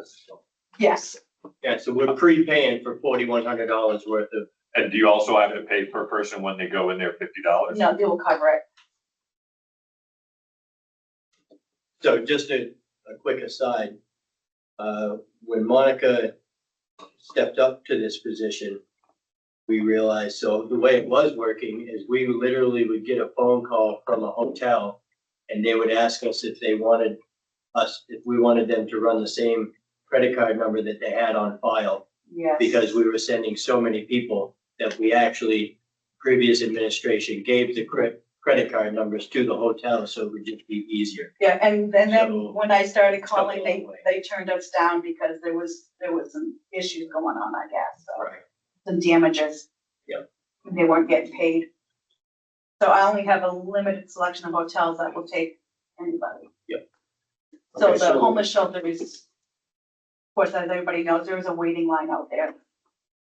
so what I'm hearing is that, although we have spent substantially less money than budgeted for the vendor payments category, this year that you have two considerations. One is you expect that there's going to be more activity in that area this year coming up, and you're not so sure that you're going to be able to get other people to pay some of the freight. Is that And I do know the Tri-County Cap is, with the grant for this year, is still on the back burner. I may not end up with that this year. so maybe we shouldn't give them when they put their warrant in, we'll give them the money. No, I still would, because they do a whole lot of good things. Don't leap to conclusions. Yes. You know, I always put two and two together real fast, you know. No, so they, Should be on the budget they committee. step in other places that I need them. And it could be paying somebody's back taxes. Yeah. There is things that they will do that's, Which keeps people in their home. No, I Yes. totally understand. Yeah. I'm concerned that this is like a moral obligation in my mind. When I think about this particular category, I worry about people who might be falling into needing these Yeah. funds, this kind of help. So that's where my concern winds up being. I would rather overfund than underfund this. And, you know, at the end of the year, say, great, we've got an extra, $15,000, $20,000, $30,000 laying around that we can use somewhere else than underfunded and not have the money to put somebody in a home and have them in a tent, -6 degrees. Agreed. Are we doing this whole block kind of as one? I think we kind of, that's the way I'm thinking about it. Can I yeah, ask I'm sorry, Chet? it's so wonky. No, Can I no, ask no. Chet then, why, what were your reasons for dropping down to fuel assistance and, utility assistance? Yeah, that would be the town administrator's version of the world, so you want to speak to that? Yeah. Go ahead. Go ahead. Go ahead. So as the budget sits now, you're looking at an $810,000 increase in your total taxes to be raised. So I know everybody likes adding stuff to the budget, but at the end of the day, we need to start thinking critically about what we're actually budgeting. So we And I don't think that's his question. I think the same way. I just want to know what your reasoning was. It was really a matter of where can we cut something back? Yeah, so when I passed out the handout weeks ago where we cut from all departments, trying to only cut $250,000. So this was one of the departments. Everybody else got cuts. These looked like logical cuts because the 2025 actual for vendor payments is $6,700 and we're asking for $44,000. So I thought it was logical to cut at least two of those line items. What would this group think about maybe just moving some money around? If the 26,000 went down to like 21,000, and then you took that 5,000 and put them back into fuel and wellness. I mean, I can see you wanting to cut. I'm looking for places to cut too, and this does seem like the hardest place to do it. But if we took a little bit out of there, but left that in there. And the other thing is, if Monica goes over her budget, she goes over her budget. And I'll let you know, Enfield has already gone over their budget Yeah, but already. the question earlier about if the money doesn't go in there and someone else goes over their budget, it'll kind of find its way around. Well, the issue is, this is a plan that we're working on. The voters approve the bottom line, okay, not the line items. And what we try to do is make the adjustments on an annual basis that, okay, we're seeing this trend, so we can budget here, but making sure that, you know, if we have to overspend, the select board can authorize overexpending a department when the need arises. But they can't vote to overexpend the overall budget. And we happen to be in a situation in our church right now where somebody can't pay their rent and different people kick in here to. Yep. The church didn't pay the whole month's rent, but if you were paying half the rent and they could come up with half the rent, that doubles the amount of people you can house. So I think that 26,000, if we want to drop that 5,000, that'd be reasonable, but the utility and fuel assistance, those are gonna happen. Those are gonna happen constantly. And most of your churches won't donate unless they know for sure that that power is gonna get turned back on, Yeah. or if they keep that rental for another month. So I like the idea of dropping 5,000. I wouldn't have taken it off those two. I would take it off of the housing one. 21,000 is still a lot more than we've spent ever. Now I know things are going up and I know money's drying up. But that, So that's why I did a lot of the pre-maintenance. I've had Tri-County Cap here twice. They spent a whole day here trying to sign people up that needed fuel assistance. I mean, I already knew that budget was gonna be approved for Tri-County Cap, but nobody else knew that. So that's why they were here for 2 days. This is the only town they will come and sit and do this with. So I tried to really get everybody that needed the assistance to be signed up way in advance. it's So like, to try to not, you know, well, I saw you shaking your head. Is that something you would agree to, is dropping down the housing a little bit but leaving utilities and fuel where they were? utilities and fuel, yes, leave. Yeah, I'm okay with that. So, And then I'll make do. Carrie Ann's point, it could be met too. We could still drop the bottom line 5,000. Yeah.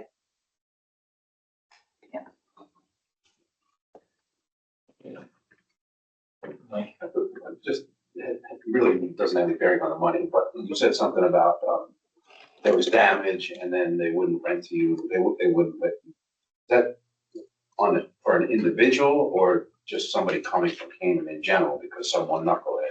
It was somebody who was in my position before and didn't do the proper procedures. I mean, They didn't. the hotels would be specific enough to say Sam Jones can't come here. but They, Sally and they can. can do that. They can do I just that. want to make sure they didn't shut out Canaan because of one bid. no, I think it was, there are some hotels that shut out Canaan because of several bad apples. Yeah, they were asked not to come back and the Yeah. person before me really pushed that as an issue. Yeah. You have to legally do this, blah, blah, blah. Well, it wasn't the right thing to do, so. The previous administrator was a bull in a china shop in a lot of places, and those hotels were one. Well, you could see that like when I started taking over in the budget that, I think you budgeted for like 80 something in the beginning. I'll tell you, I asked the previous welfare administrator one day what the welfare budget was, and he told me 45,000. 2 days later, I asked the previous administrator, and he said 65. Yeah, well, let's not get into that No, I'm territory. sorry. Let's move on to this thing. Yeah. We wanna drop the 26,000 down to 21,000. We wanna increase the 2,000 up to 5,000 and the 3,000 up to So I 5,000. think No, you're they actually- misunderstanding why I was making that point though. So if I may say so, and then I'm fine, we're moving along, but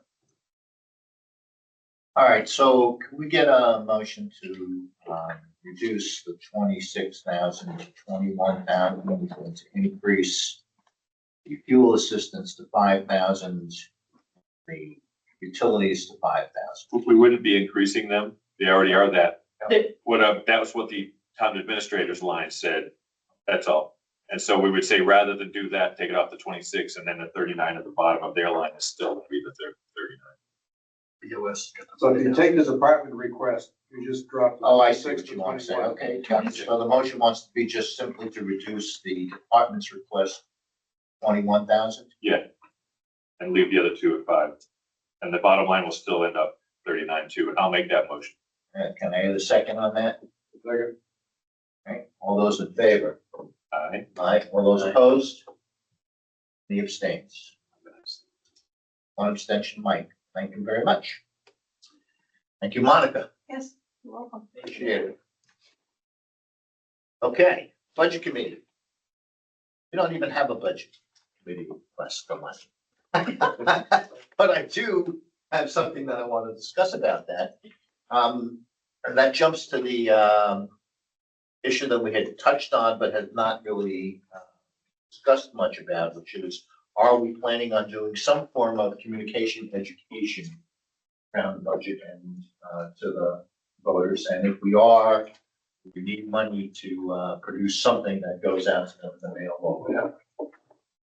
Have some thoughts on that. They have something really. No, and as far as the money goes, this stuff would pretty much all be prepared in this year's budget.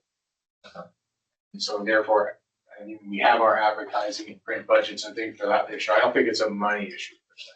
Okay. I think it's primarily how are we gonna present the information. Okay. So there's really I have no request for Right. budget monies, budget committee monies. We don't need any money.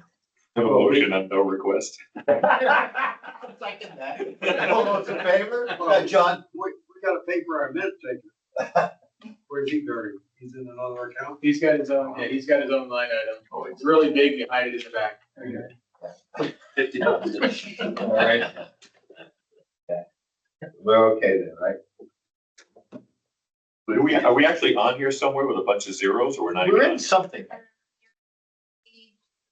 Yeah. Account 4150200301. Wow, $3,000. That's the minutes? Yeah, he gets more than $50. I thought that was all our stipends divided up. And see, that's why we talk more, it costs us more. So I mean, this is great. Had this conversation. All right, let's move on.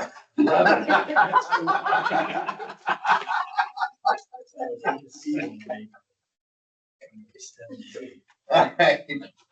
All right. So we have two items left that we'd like to get through tonight, government buildings and revenue. Have any preference for sequence there? No, all right, then let's get at government buildings. What page? 6. Okay.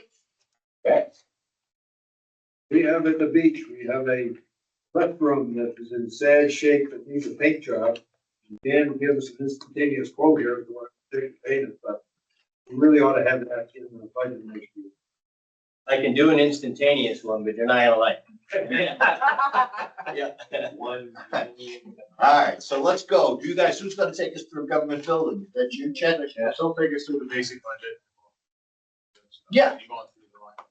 Do you want to skip the salary piece for now? Well, I mean, unless we want to go there. Well, I think Well, that's that's, probably the biggest discussion item. What's the change? well, let's hang on for just a second. I think that, we have a lot of material that, Marianne and Chet have put together about the budget committee meeting, full-time maintenance position discussion. And you got 2 pages of that. We got some other documentation in there, things that, informational stuff that was sent out, the job description and that kind of business. I think Chet's point is that if we skip any discussion about salaries for the moment and jump down to where, anything below workers' comp.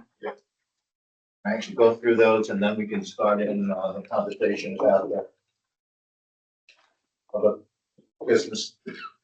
Okay, I'm okay with that. Everybody all right with that? So, service contracts, $0 requested. This was a general account, like for testing and inspections that I broke out into the actual buildings that it pertained to. Okay. That's why that one's zeroed out. Mm-hmm. The electric account, that's the town hall electricity, heating, oil and gas. That would be the town hall oil and gas. All right, can we hold on? Let's just have that conversation about those two.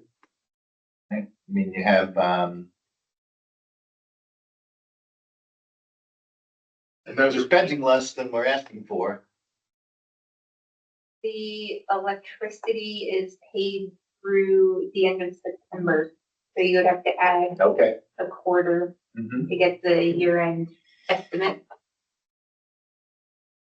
So we kept the electricity the same at 3,500. The heating, oil and gas, we have not gotten filled up. Hang on. You kept it at 3,500, but if you add in the fourth quarter, what does it come up to? Close to 25. Close to 2,500.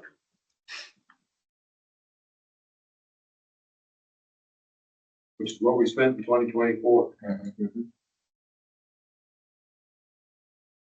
Did we drop that 1,000?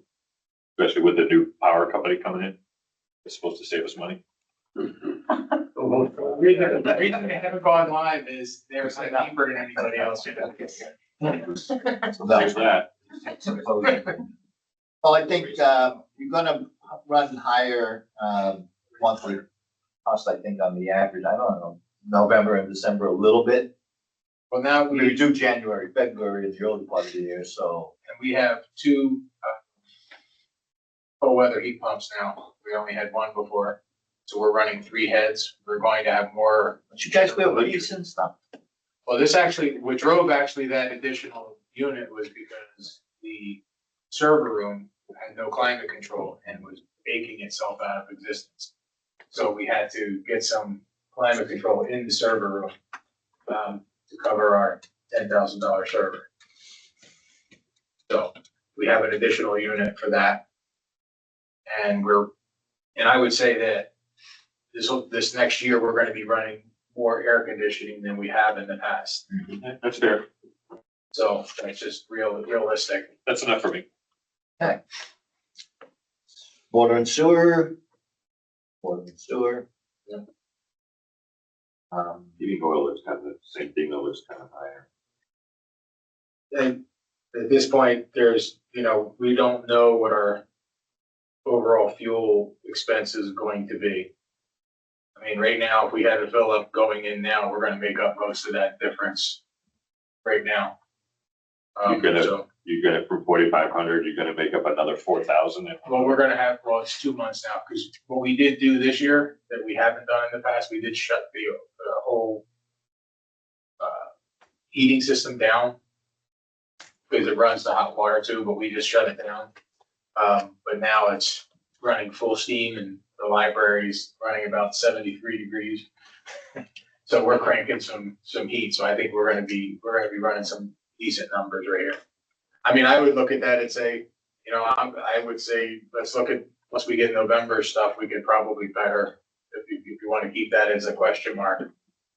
Get a couple cold weather months under us. Yeah, let's just see where we're going, because we didn't turn the heat on until October 15th. We know things aren't getting cheaper. No. So from my perspective, 8,500 might be a little high, but it still would be in the 7,000, 7,500 ranges where I would feel comfortable. So 7,500, I mean, realistically, I think that would probably work. can we do that? Sal? Yeah, sure. Everybody comfortable with 7,500 for that number? Great. Let's make that 7,500. Okay. Keep going, ground, buildings, repairs and maintenance. This, This is where we find the big cans? this line is just town hall, building repair and maintenance. Okay. And that's why the numbers reduced from 2025. They got split amongst different buildings now. Liability has got, that's custodial, The custodial supplies, we got a new company. And we did a mid-year change. The previous cleaning company would break out custodial supplies. Now, town hall is buying their own, usually Amazon. So I kept that at 4,000 with the change. I'm not really sure how it's gonna look in the future, but I'm hoping we can save a little money there. State inspections, I basically zeroed out because whatever building gets inspected, it gets charged to that building line. I think we got billed about $150 for our boiler inspection. Yeah, 2025 actual is 100. Yeah. I think preventive maintenance is 0. Yeah, we zeroed that out because we didn't use it this year. Okay. And that would be similar to if there was preventative maintenance done at a building, it would be charged to that building. It's just not a general number anymore. Yes. So we don't plan on any preventive maintenance. Well, we have a repairs and maintenance line item, and whether it's preventive or corrective, I think that works. All right, great. Will we put you to sleep? No, I. Okay. I'd like to be more active eventually. Thanks for coming. Yeah, thank you for Yes. having me. Take care. Stay interested. Oh, I am, Yes. yeah, I wanna have a seat one day, would be the goal. You could have had one. No sweat. March. Okay. March. Is that when the, yeah? time- All right. Okay, I'll make my face known before then. Thank you, have a good night. Yeah, meeting house something. There's internet, electric repairs, and Yeah. Yeah, we did get, property liability. last year, we did get wireless broadband at the meeting house, so that's where that gets charged to. We do have a meter at the meeting house, so that would be the electrical expense. The repairs, I just kept it even at 18,000. It seemed to work fairly well for 2025. 10,000? Oh, I'm sorry, yeah, meeting house, yeah, sorry, yeah.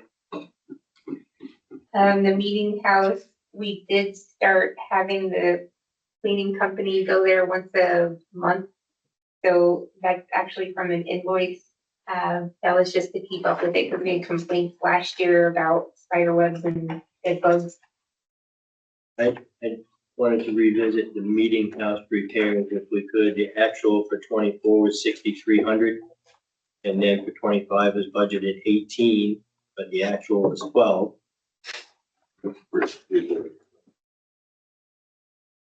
Yeah, in the fourth quarter, you probably won't be there.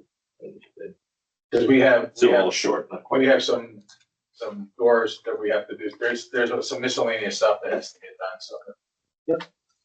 Thank you. But will it happen in the cold months? Will it happen in the spring? Well, I'm hoping it happens in the cold month. I'd like it to be done because that would make it less cold. Yeah. Nobody's gonna do repairs in the snow. Because and just an FYI, I can't remember, it's an energy company that's tied to a bunch of grants that came and looked at all of our buildings. And they told us there's grants available. We may be able to put cold weather heat pumps in the meeting house and have some climate control. And not have to pay for them. So we're working on that as well.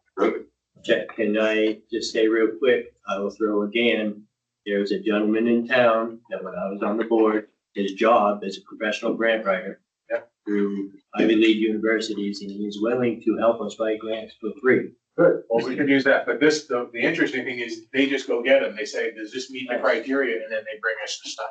Beautiful. This is New Hampshire Saves. Yes. Jerry Brightman is the gentleman's name. Okay. Jerry Brightman. Yeah. That's good to know. We won't need him for this function, but we have others. He's good. He's good. I mean, that's, yeah, okay. I would have said man, not guy. Okay, you're smart. All right, at least Whittier for sure. All right, what about custodial? Why is that dropping down? What do you do to charge you 200 a month, maybe? The meeting house custodial, I think they were charging us $500 and we had discussed having them come in once a quarter rather than monthly. Because it is. We modified the, Okay, the frequency. all right, you happy with it? I'm happy with it. Museum beach electric, the $350 seem to be working for us this year. Museum beach repair, How often do you repair the beach? Well, that includes the bathroom, that includes the whole, everything that's the beach, not the museum part, is included. $10,000 a year. we Well, we were, spent $9,300. No, I know, but what kind of damage? What do we- Well, the bathroom has been a nightmare, So, literally. yeah, the bathroom is an issue. It's either from vandalization or from an old building or from equipment and systems failing. So I would suggest again, that bathroom's not open during the winter, correct? Right. Closed in the winter. It's only a seasonal bathroom anyway, and we're spending, out of that $9,300, I would dare say $8,500 of it went to that building alone. So I would propose again, that we think about using some sort of outside service for porta toilets up there. Way more cost effective, keep the locks on that door. The porta potty place cleans their own bathrooms once a week. We had this exact same conversation at the CIP meeting. Gotcha, We told them, shut the water off, yeah, close the just building put down. a porta potty out there and, that would be the end of it. But yeah, we talked about doing that for 2 years and then evaluating need, because if we're going to continue to have that bathroom long-term, it needs a complete renovation. So the bathhouse is also on the CIP radar screen. John Coffey is looking into possibility, and it's a good, strong possibility that we might be able to get grants to completely renovate that entire building. So that's up in the air. So I agree with you, $10,000 is ridiculous to be spending on that thing, It's used 4 months a year, really, 4 or 5. Yeah, so I think, $5 a month. But if you're a user of the beach yes, and you're given the choice between a working bathroom and a porta potty, yes. and you've got children, and you've got little babies, the porta potty is just not the way to go. Totally understand. But what if you put a lock on it with the little dial phones like that, so that nobody under 40 can open it?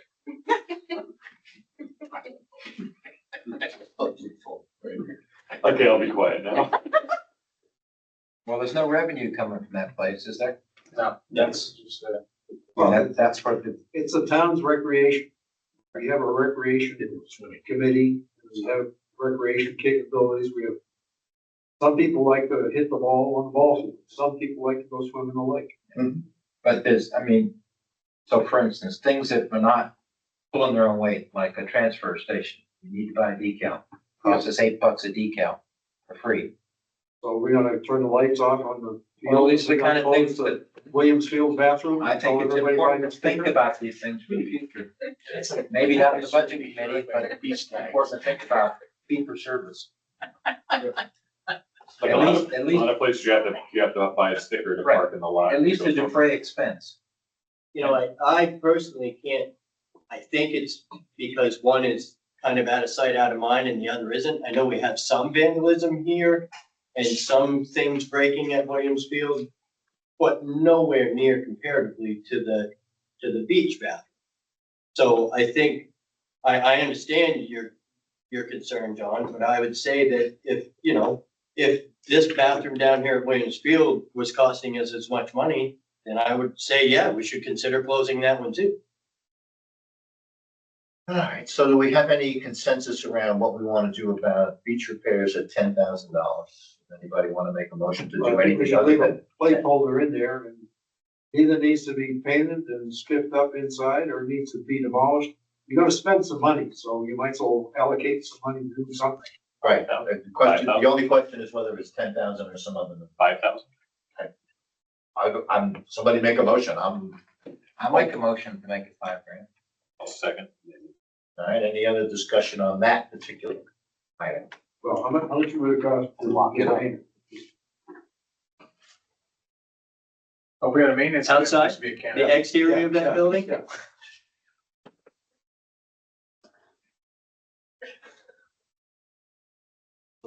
I can give you a rough idea of what it would cost. just These to- days, 5,000 doesn't get you much. And No kidding. They get you two by fours. Nails. yeah, no, Have you just worked the meeting house? I'm paying my cost $120-something a gallon for paint. Right? So 3 years ago, it was $49.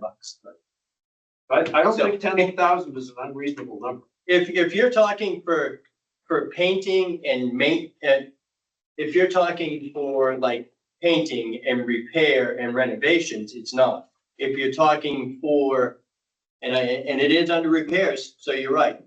But I'm thinking more, if we're talking cleaning the place when it's vandalized and fixing the toilets and stuff for 10 grand, I think that's crazy. But if you're talking a line item for repairs as far as starting to fix the building up, then I think 10,000 is crazy because there's no way, I wouldn't paint that building for 60.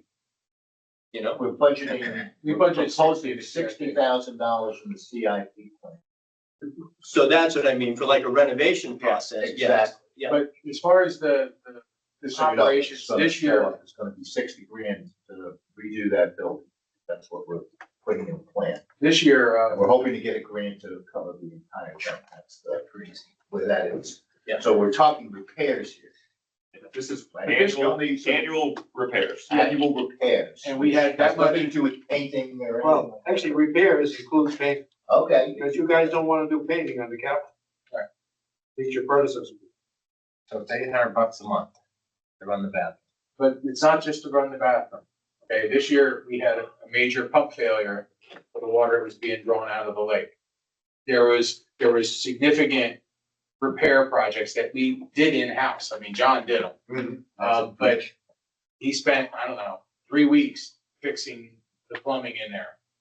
And then we had to pay to winterize it. I mean, there was money spent there because there's just a line out in the lake that water is drawn in from. And there were issues with that. And it's not gonna go away because it's an older system and it's sucking in, I don't know if it was zebra mussels, but something through there and it was screwing up the whole system. If we're going to use that facility, it's going to continue to cost some money to maintain until we can do a complete renovation. Is your belief that it's roughly $10,000? Well, I mean, I would say if you go by, okay, what are the odds that we lose the same things this year? It's not that high, $5,000 to $7,000. I could see we're probably gonna do that all the time. So we have I want to go back to what Michael said, what Michael said earlier. So I thought you were being sarcastic about fixing the beach, because this is government buildings. So the outside stuff on the beach is government buildings? Well, it's actually, and it's a name that we need to change. It's how our reserve fund is written. It needs to actually say town facilities. We needed to change to facilities. That would be great, because I'm thinking the bill, I'm No, thinking. it's not the physical building. Only. Williams, $10,000 to paint the bathroom. building. Williams Field counts in this, like all of the town's Okay. facilities. I sit, I was 10 years old when I learned that, so I'm better now. Okay. So the question, yes. I just wanted to make sure that you understood this was the museum building too, and that's where we paid for the rest. Just the bathroom. Right. Okay. So it's that whole building. Oh, it's the entire building, not just the bathhouse. Yeah, it's Museum Beach. All right, so we have, It's everything on that tax law. yes, we have a motion on the floor to reduce the number to 5,000. Let's take a vote on that. All those in favor of reducing it to 5,000? I, Yes. 4 ayes. All those opposed? 2. Yeah, the rock repair was $6,000. So, It was already done. It's already well, done. that part of it's done. I don't know if we're gonna have any more, but that's. That number is now, the budget committee is recommending 5,000. You know, quantify how much we did spend, but hopefully we won't spend it this year, because we just did it, that's all. It'll be another surprise somewhere else. Well, again, it's just one of those things that if we end up spending $9,000, it'll just be over and we have to adjust next year. That's right.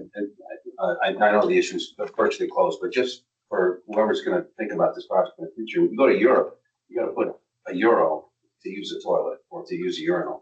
We might do the same thing here. I'm not kidding. You can't go to the bathroom in Europe without paying. We'll discuss revenues later. So you could have a porta john out there for somebody who doesn't have $1, and you could have a clean bathroom for people that wanna pay for it. And, you know, cost $1 or something, you figure out how to get in there, or $2. Great, or not, use the porta john. And we don't have this problem. Not a bad idea, Alright, bad thought. so let's keep going. Museum Beach custodial. You should see my wife begging for a quarter when she was in Italy. Gotta go. It used to be a dime, right? She didn't know. I think we only had one of those. Okay. They'll just use the link. Carrie, you wanna take us through Museum Beach custodials? Keep going. That's why we get the zebra muscles. That's Alright, right. let's go, come on. The museum custodial services, we did hire that custodian to check on both this restroom and the Williams Field restrooms every day. They either did a partial clean or a full cleaning. So that's that budget. The senior center water, that's on our water sewer system. So that only represents 2 payments. We haven't done the 3rd and 4th quarter yet. So that's gonna be low because you're gonna be raising water and sewer rates. Good point. Yep. So is Williams Field in the 640 line? Williams Field is under recreation, which is down into the, Yeah, we already did recreation. So that would be my question, is that gonna be enough, 1,300, if we're gonna be raising water and sewer rates? We don't know what the new rate's gonna be yet? No. No. I mean, if if I were saying, okay, you want to include the rates, add $200 to it and call it 1,500. It's not gonna be a huge number. That's fair, because it was 1,400 in 2024. So you wanna change that, budget committee recommends 1,400, motion to do that? 1,500. 1,500, excuse me. Last year's, I get a motion on that? I make a motion for that. Second? Second. All those in favor? Aye. Opposed? Okay. Senior center repairs. Keep going, Carrie Ann. the $4,000 seemed to work well for us in 2025, so I just kept it at 4,000. The property and liability, that's gonna be recalculated. I'll reprint the budget next meeting. We do pay a water flat fee for the empty lot. Can I back you up? Yep. On 430, the senior center repair, what was 2024, the 22,000? Is that the roof? Yes, and the rest of the roof has now been approved and has 44,000 in the CIP. Wasn't part of that 24, the 22,024 was the handicap ramp as well? Well, that, Right. while they were there doing the roof, the ramp failed. Yeah, right. Yep, understood. But yeah, we got. That was ramp because there wasn't huge. any money, but now we have actually authorized the $44,000 rest of the roof repair, which is 3 sides. The EOC, I consider being the entire building, so I didn't want to ding police, fire, or EMS for something that everybody benefits from, so this is just the building expenses. The phone and internet is the fiber internet. You started to talk about the empty lot. I don't think you finished, did you? The empty lot's just a water sewer bill, and we pay a flat fee because It's the minimum for the parking lot that's across the street from town hall. Because we never removed, no, it's the one up the street. It's the one on Log cabin. Log Cabin. Because we didn't eliminate the service, so the town is paying them. We actually mail a check to ourselves. I saw the check come in. Can we just eliminate that service? Why don't we Can we eliminate? eliminate the service? Then we're gonna need it. And then you're gonna have to do it again anyway. It's like, it's just not worth For messing what? with. It's $111 twice a year or 4 times a year. Because we think we're gonna use it someday? Because it was taken at tax sale. While we are the owners, we either have to use it or sell it for what we owe, are owed on taxes. Which was recommended, but just haven't had action on yet. Well, Still. we're working to get a company who's, they'll do all of the ones that we're gonna put for sale. But we also need to look at the locale and say, is there a use for that land before we go jump and sell? If we were to zero that out, because we're not using it, there's somebody else's bill gonna go up to make up that loss for the water and sewer. Basically, everybody, no, So it's not a percentage thing, like no, everybody. pays basically, 50%. it's a usage, and if you use below a certain amount, you get the $111 fee. Yeah, I think it's ridiculous for us to process that. We're paying to process that, we're paying somebody to process that. This has been like this since 2014 at least. So why don't today be the day we stop it? Well, I agree, I'm working on it. We are readjust, we're just, as we go through all of our subjects, we're now into the water and sewer trying to clean this up. What is your suggestion on how to clean that up? How do we make that go away? Well, Is there an Technically- option? technically, it's the water commission, which is the select board, we'd have to go through the process of just decommissioning it, taking the meter out. Okay. I'm saying it's just not there and somebody's gonna have to re-request it. I don't know the construction situation about where the curb stops are. We have all kinds of weird stuff with this. Vote for an abatement. Seriously. No, I'm serious. You could just debate the bill until we figure out what we're gonna do long time. Well, it's stupid to pay the bill. I understand. It's not his call. We're working. No, but We're getting there. There's a Take it up lot, with the isn't select there? board. I'd like to put it zero. Yeah, I knew there was. Sal, If you want to make a motion, go ahead. I move, we put it to zero. And then a second on that. Second, Any other discussion? All those in favor of making that a zero? aye. Three. All those opposed? Three. No, it doesn't pass. 500 stays. Okay, fair enough. Phone and internet. That's the fiber internet for the whole building, the alarm panel that services the whole building.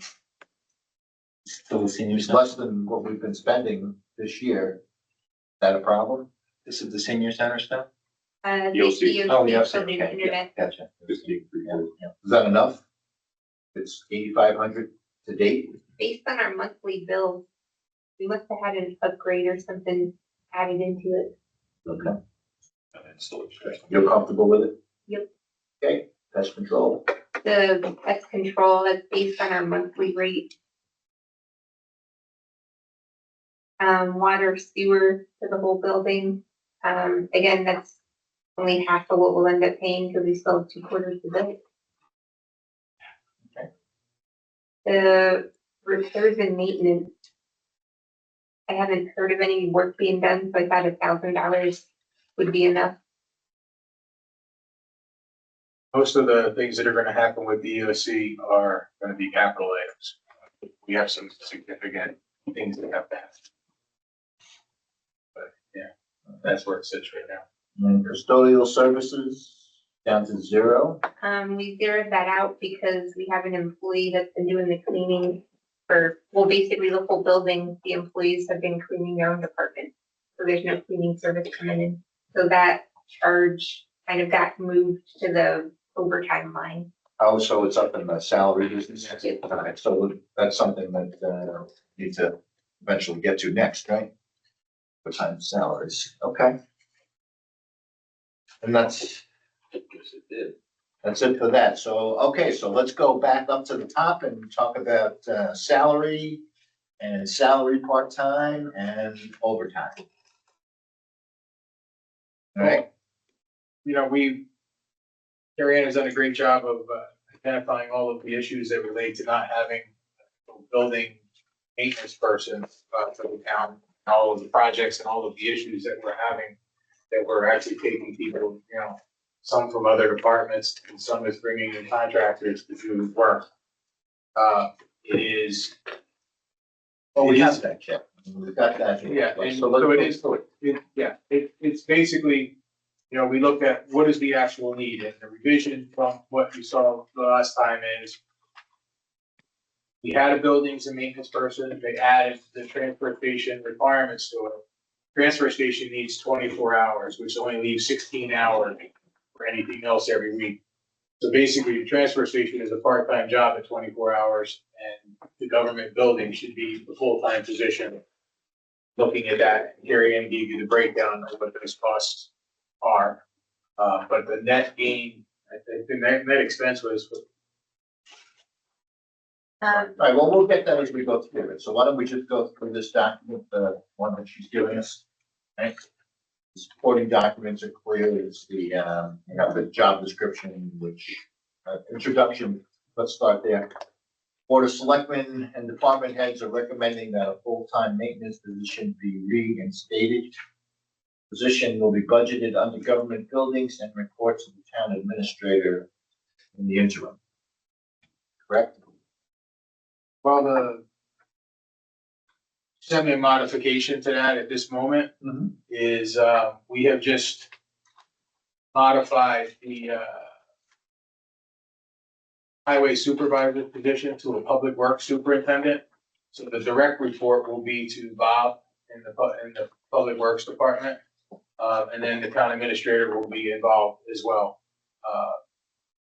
You know, the reason that was done is so much of the stuff that Bob deals with, multiple departments are involved, like whatever transfer station they're using, highway, sewer and water, all of these things are interconnected, so somebody needs to be there to coordinate the process and manage the flow of information. So we decided to move in that direction. The direct report for this would be to Bob, but he won't have to, because of the different type of things, he won't be as involved. It'll just be more of an oversight position for that. And what is the, Alright, so that's the technicals. Background, there wasn't one before, right? Split position with cemetery and transfer. Got the last job description, which will probably be advising needed to be compliant with any 2026 hiring requirements, which will also include duties. That's a general description, right? The scope of the facilities. The facilities that we're talking about, I guess, are currently being managed. The estimated value of the buildings and the contents, you can see 7.3 million worth of facility buildings and 2.5 worth of the contents, and you have a breakdown of all those. But it's a fairly substantial number that we don't have somebody directly responsible for overseeing. what is the proposed salary or hourly rate for this? Coming up. position? We got that coming up. So that's your history, right, and what's going on. And next is what hard dollars, financial impacts. Proposal is to create a full-time maintenance position at $92,348, which is the total cost of the employee. And all benefits and everything else. That's Right, so what does it break down for their actually salary? $25 an hour is what we used for the estimate. $25 an hour, okay.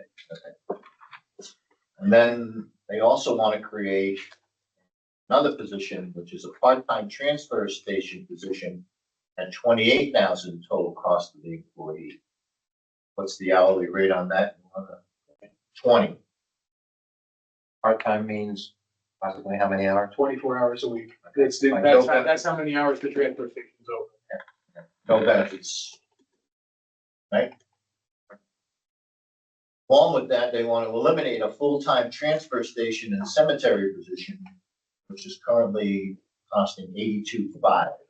I mean, Barry's done. It means That that, means we go we're eliminate not, that position. this is not the personnel discussion, we're creating the two modified positions from the one, and then the current employee would be able to say, you know, am I interested, we could check it out, we advertise it, and, you know, it's not an elimination of a person, it's just changing the position responsibilities. So that's that. So there is a net cost involved here, right? If you added up 9228 and subtracted 82, you get some number, About 38. 38's like the total net. Yeah. On the ad. Okay, there will be a corresponding reduction in outside contractor costs. See the 25 payments to somebody called Michael's Design. Charges roughly $10,000 to date, and labor 10,700. So that's one savings that would be taken up by this position. The cleaning contractor savings, unnecessary bathroom checks and stuff, they was estimated, I guess, at the $2,700 that you're just carrying it. And this doesn't have listed, because I don't think we have even the final bill, but like things like we just had to change the light fixtures on the side of the library, and we had to hire an electrician to come do it when we had the ladder, and you know, there's a lot of miscellaneous things that we're having to just call somebody in to do, or take somebody from another department. Well, there's 13,000 right here on that table. Don't get you down to a net cost of roughly 2,500 for this thing. What's the cleaning contractor savings? Marianne? What is that? They were doing a full cleaning every other day, and then they would stop in between. They were basically showing up every single day just to make sure nothing was damaged or supplies are out.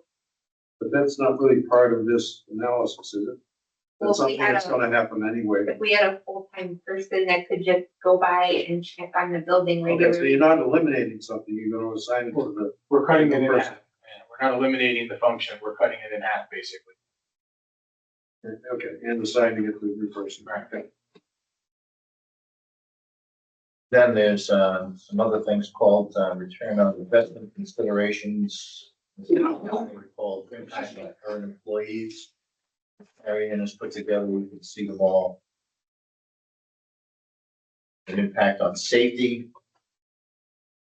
Here's the things that these folks think are appropriate in there. It's an impact on facilities. You know, they do, John won't have to run around and check on the roofs anymore because somebody will be doing that.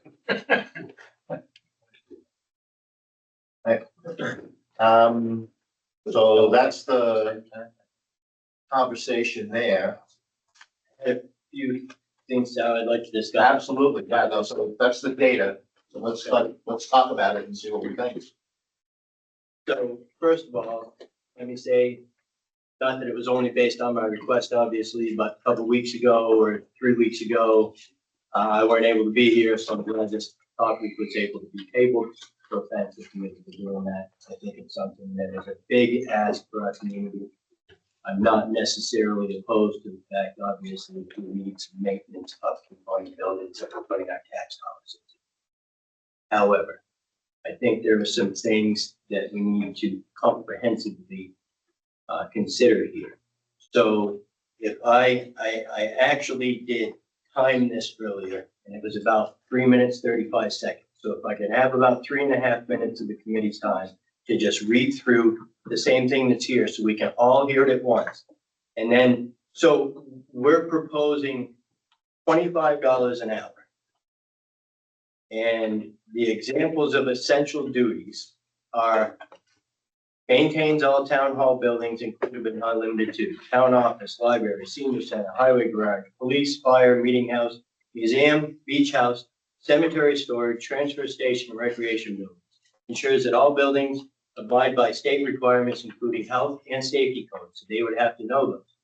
Plans and supervise buildings projects, generates appropriate requests for quotes, works with outside vendors to coordinate new and repair construction, performs general building repairs and modifications as and when necessary, generates and manages work order as submitted by town department heads and nonprofit organizations, places these in priority based on needs and financial assessment, maintains and operates all equipment needed to perform upkeep of all town parks and recreation areas.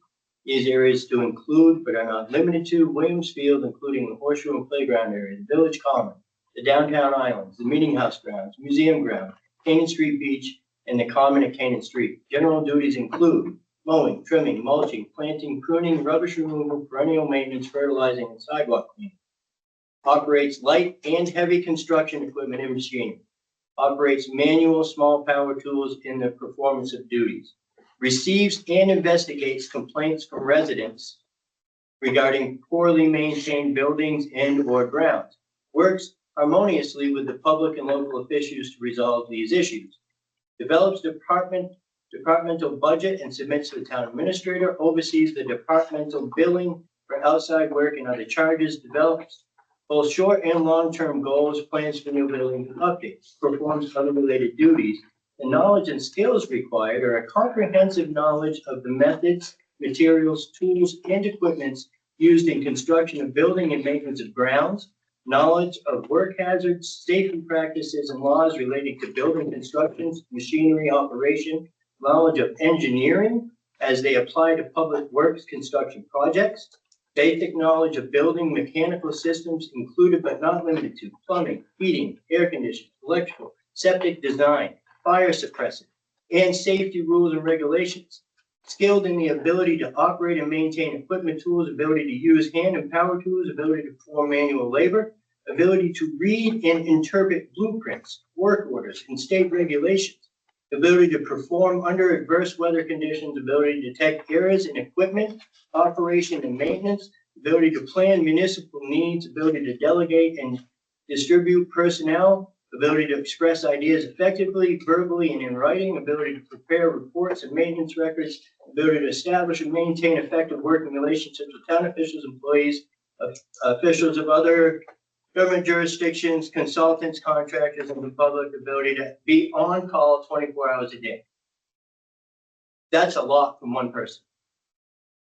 I've been a tradesman for 40 years. I've been self-employed for 27. I know a fair amount about a lot of that stuff. There is no way on God's green earth we're gonna get anybody for $25 an hour. So I would say, as a person that's been hiring people for 27 years, you're gonna get very few applicants. You're gonna have a few. Out of those three, one of them is gonna bullshit his way through the interview better than anybody else. He's gonna get hired. He's not gonna know how to do half this stuff. Half a month down the road, he's gonna start getting slack for that. So now he's gonna lay off on his duties even more. I see a potential workman's comp claim coming because he's pissed and falls and bumps his elbow. Now he's sitting on the couch and we're paying him the 25 hours and the work's still not getting done. I would say you can't pay somebody to read blueprints and designs for $25 an hour. I appreciate the effort and work that's gone into this, and I believe that is true. But I don't see how the town of Canaan is financially ready to even propose taking on this sort of position when we're still taking tax anticipation notes to pay our bills before we get our taxes. This is a big ask, and you're not finding anybody for that kind of money. What I can tell you is that is a town of Canaan. We did not do anything with the job description. There are several things in there that are beyond what this job will need. That is a person who's also their own supervisor. They're going to be working under Bob, and we're looking for the maintenance person who can do all the plumbing. You know, they can do the regular plumbing, electrical, and things like that. Like, you know, all the miscellaneous problems that we've had with the buildings. They can take care of those, manage it, and know when we have to call a contractor or not. That's the goal in general. That's way more than we needed. That's just what the town had in 2009, I believe it is, as a job description. We're going to have to write a new job description. It has to be all updated. But for $25 an hour, I believe we would be able to get with the benefits package that this town offers, because our benefits package is extremely strong. People that we've had apply for different jobs are like, well, they gain $4 an hour, even though they lost $2 in their pay to take a job here because of the benefits package. So I'm not concerned about that part of it. That's just an example. We're not proposing that job description. So why don't we come to the budget committee with an actual job description so we can see what this employee might be really doing? The job description is really just, we're going to look for what's out there. The issue is the budget committee agreeable to saying, we're going to pay someone around $25 an hour, and we're going to change these positions to a full-time position that takes care of buildings and town facilities versus, and have a part-time position at the transfer station. That's the question being asked. The specifics, we can deal with the specifics, and it's not going to be, we don't do anything in a vacuum. Okay. So I'm just saying, like, the first question is, before we go down and build everything, is, are we on the right track? Are we okay with the concept of a full-time position that does facilities and maintenance in town and a part-time person at the transfer station? That's the first question. If I'm right here, $25 an hour is $1,000 a week. Yes. Okay, so 52 grand is what we're gonna pay somebody, and they're gonna Before make tax. 40 grand in benefits. Before tax. Hey, you're not taking home 52. Hey, That's there's salary. people in the Salary. military who do these kinds of jobs all the time, and this kind of job description is a crazy one, but those are the things that you typically get. Hey, deal with it. And if you don't know about it, you figure it out. Right, And- but there's a big difference between the military and the public. Is there? Military signs up for it. So we Public just doesn't. hired Guy, right? What's that? We just hired Guy and everybody's happy. I just talked to him today and he's pleased as punch to be here. What are we paying Guy? 76. Is it 76 or something like that? But don't go. All right, Mid so a little over 70. Okay, but he's got, He's well He's trained, top tons notch. of experience. right, He's talking. okay. But when I talked to him here, he's pleased to be here because of the benefits. Sure. I hired a guy the first time. Right, So I so get when it. you make 40 grand in benefits a year, Mhm. that's pretty good, Sure. even if you have to pay taxes. I would challenge you to find somebody who's skilled in half of those. And nothing about all of them. Well, that's not our problem. But again, But it is our problem as a taxpayer. Well, If we agree that's to it. that, then it becomes all of our. All we're saying is this is a fair value for the job that he thinks he's gonna hire. I mean, and if you think it's 27 or $28 an hour, I mean, you have to understand, when you talk about all the heavy equipment operators, our CDL drivers that run all the equipment are making that pay. Right. Okay, that's where we are, and they're qualified. Sure. You know, And their and so, job. Huh? And their job has a pretty good description, right? well, They're not that- on call. this, yeah. well, no, well, actually, every highway guy's on call 24 hours a day. That's why I stopped. Yep. Bob, So I also worked construction like the last 7 years. And there's a couple things that I've heard in the conversations that I'll leave the people nameless that said, the reason we're spending so much money on the buildings now is because we didn't have anybody to maintain them. You're not gonna find somebody that's gonna be able to maintain all those buildings and eliminate that repair work. That repair work happens because the buildings are old.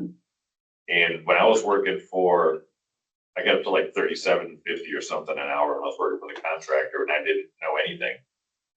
I got up to, my brother wanted to pay me 40 and Bobby Stone wanted to pay me 35. And I worked for both of them for 25 because I wanted to lower expectations.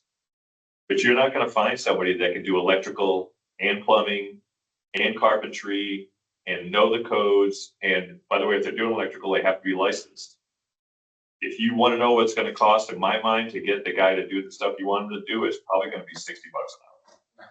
It, what, Not for your typical maintenance guy, like, go to the high school But and the find stuff the that you maintenance want to guys that do- are doing. if he can't do all the work and he has to still call in a contractor, you didn't You're save any still, money. okay, you gotta, there's two. Hang on. So If he there's- can't do the work and he has to call in a contractor to do it, you didn't save the money. But what I'm You still saying pay is, the contractor.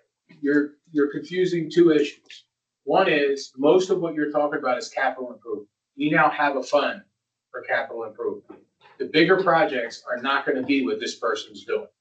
Okay, they're gonna be doing, when we changed, what do you call it? Custodial contractors, somebody stuffed our toilet, full of toilet paper and flooded the downstairs at town hall.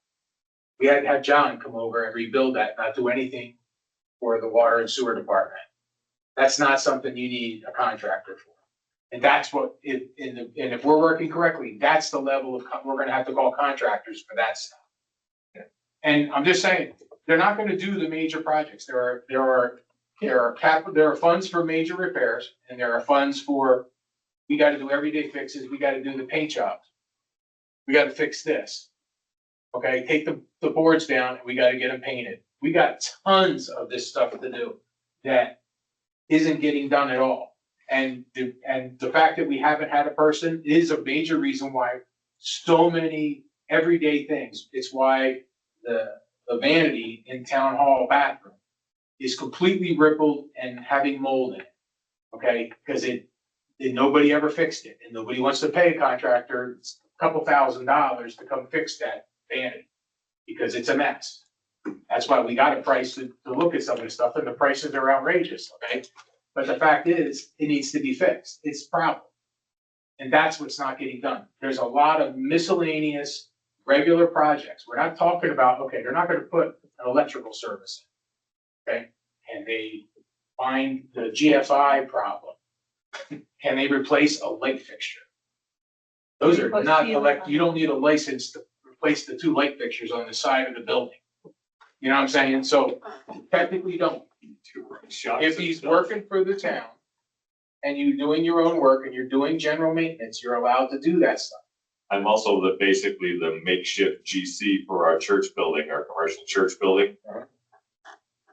Yeah, you don't just send some guy in there that. They have to know, and I'm saying, I've been in construction I can't in do any electrical. 1978. I can't do the electrical, I have to bring in a licensed. I was a electrician. construction manager, I owned my own business, I've run projects up to the level of the masonry portion of the Showboat Casino. Okay, I know construction. Believe me, I know construction. So, while I understand the concerns, 25 may not be the exact number, it might be 27 or 28, we're talking a $6,000 difference, it's not gonna make any difference.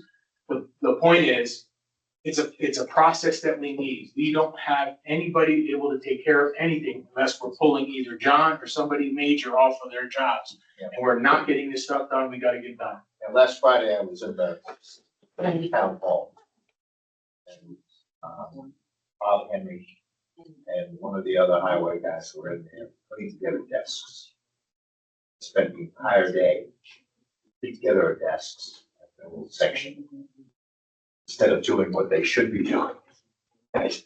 So we got John Coffey, who's an incredibly valuable asset to the town, doing minor plumbing work instead of doing the things that he's supposed to. So they're all, Chet has got, things that he's gotta do. These guys are bringing in their family to help them get stuff done in their offices. It's insane. The amount of the money that you're gonna be spending by changing the job descriptions around and creating 2 jobs, 1 full and 1 part, and eliminating 1 full-time is frankly, in a vulgar sense, mice nuts. It won't matter. Okay, these people you've got employees who are frustrated, angry. You're gonna wind up losing some of them at some point in time over things like this. And that's gonna cost you a lot more money. Okay, so it's ridiculous to even think about not giving these guys the opportunity, since they're in the trenches, to say we wanna take this job and eliminate it and create 2 jobs. And it's gonna cost you $38,000. Forget about any of the other things that we've been talking about. That's what it's gonna cost. Right? And the savings that you're gonna get are all these other things that are gonna happen that are gonna be better, and you'll have better facilities all around. Makes no sense to me not to do this, frankly, me. And when you talk about liability, we're bringing in family members doing work in the town hall. What's the liability risk there? Like, they're not town employees. Sorry, Mark. I was just gonna say, me, Carrie Ann have been sitting in half dark for the last 3 years. Nobody can change it. Simple as a light bulb. And dodging hornets, at least twice out of the year, dodging hornets. Because the windows are not sealed right. And our basement smells like sewer gas, and Carolyn Priest just started working with us and complained about it. Could I make a proposal of maybe how to narrow in what a comprehensive dollar amount is? So, again, you guys have obviously put a lot of time and effort into it, and I appreciate it, and I'm not opposed, look, we need to keep the things maintained. However, so does it make sense, you guys, the administration has put together, or I'm guessing has a list of everything from the biggest project that needs to be taken care of all the way down to the light bulbs that need to be changed, right? So does it make sense to try to identify which of those issues would be a building maintenance director's gamut? And which of those issues still have to be contracted out either way? Yeah. And then we could take the cost analysis of the 2 of those and see if it actually does make more sense and save us money to do it, or if we could just hire contractors for another year or two to get those items done for within that same reasonable dollar amount. And that doesn't put us on the hook of having a continual tax dollar out of our pocket when we're all broke in the town. And I will tell you that you're, you know, when you talk about like we have no money because we have taxes that aren't paid, we haven't collected. Yeah. From a budget perspective, we're doing very well. Okay, when you actually look at how the town is operating and how we're expending, and we're just trying to get things funded correctly, like after capital, okay? Is like, that's what I've told everybody. For 3 years, we were gonna have a 9% increase. 3% is making up for revenues that didn't exist in the budget. Sure. Okay, you couldn't collect them. I know. 2% every year for 5 years would get us caught up with capital. And then you're gonna see that 4.5% that's general. But we, you know, like the 26 budget, 27 budget, well, automatically it's gonna drop by 3% of an increase for the 28 budget. And then by the 29 budget, it's gonna drop another 2%. Now we're gonna be dealing just with inflation. But we've taken all the money out of everything. And I'm gonna say, no matter how you slice the job description and the specifics, a maintenance person is gonna take at least 3 years just to get through the everyday maintenance. You know what I'm saying? This is not something that's gonna go away, and it's only getting worse because every time we touch a building, we find more stuff. Right. You know, and it's just like, it's. But so that actually is kind of my point, right? So some of those things that we're finding, this building maintenance director is not gonna be able to take care of. So if we have a list I'm of talking about the things that he can take care of. for the sake of argument, an easy number to work with, say we have 10 things. 5 of them are big ticket things, 5 of them are not. Let's get some price analysis on those and see if it makes more sense to keep farming them out for a couple of years until your plan that you're putting together, which I agree with. And I think I think procedurally, the budget is coming into it. Monetarily, I don't see that in my taxes. Right? So procedurally, you're working on writing this ship, and I thank you for that. But the ship is still not right. So for my tax dollar to just add an employee here, add an employee there, that's not a cost of just 1 year. That's a cost that stays with us throughout all those increases. Correct. With the hopes that we don't have to continue to do that further. The reality So to is put you're gonna be more doing this for the analysis next into this- 20 years. This is not something that goes away. All of these expenses, including contractors and what we do in-house. The issue is you're spending 50 to 60% more by hiring a contractor to come in and do the same job that a regular maintenance person can do. Yeah, just Okay. just so you understand, the number in the Michael guy, right? That was the number that was given for expenditures to date in 2025. 2024, on the labor charge for the jobs that he did, was 185,160.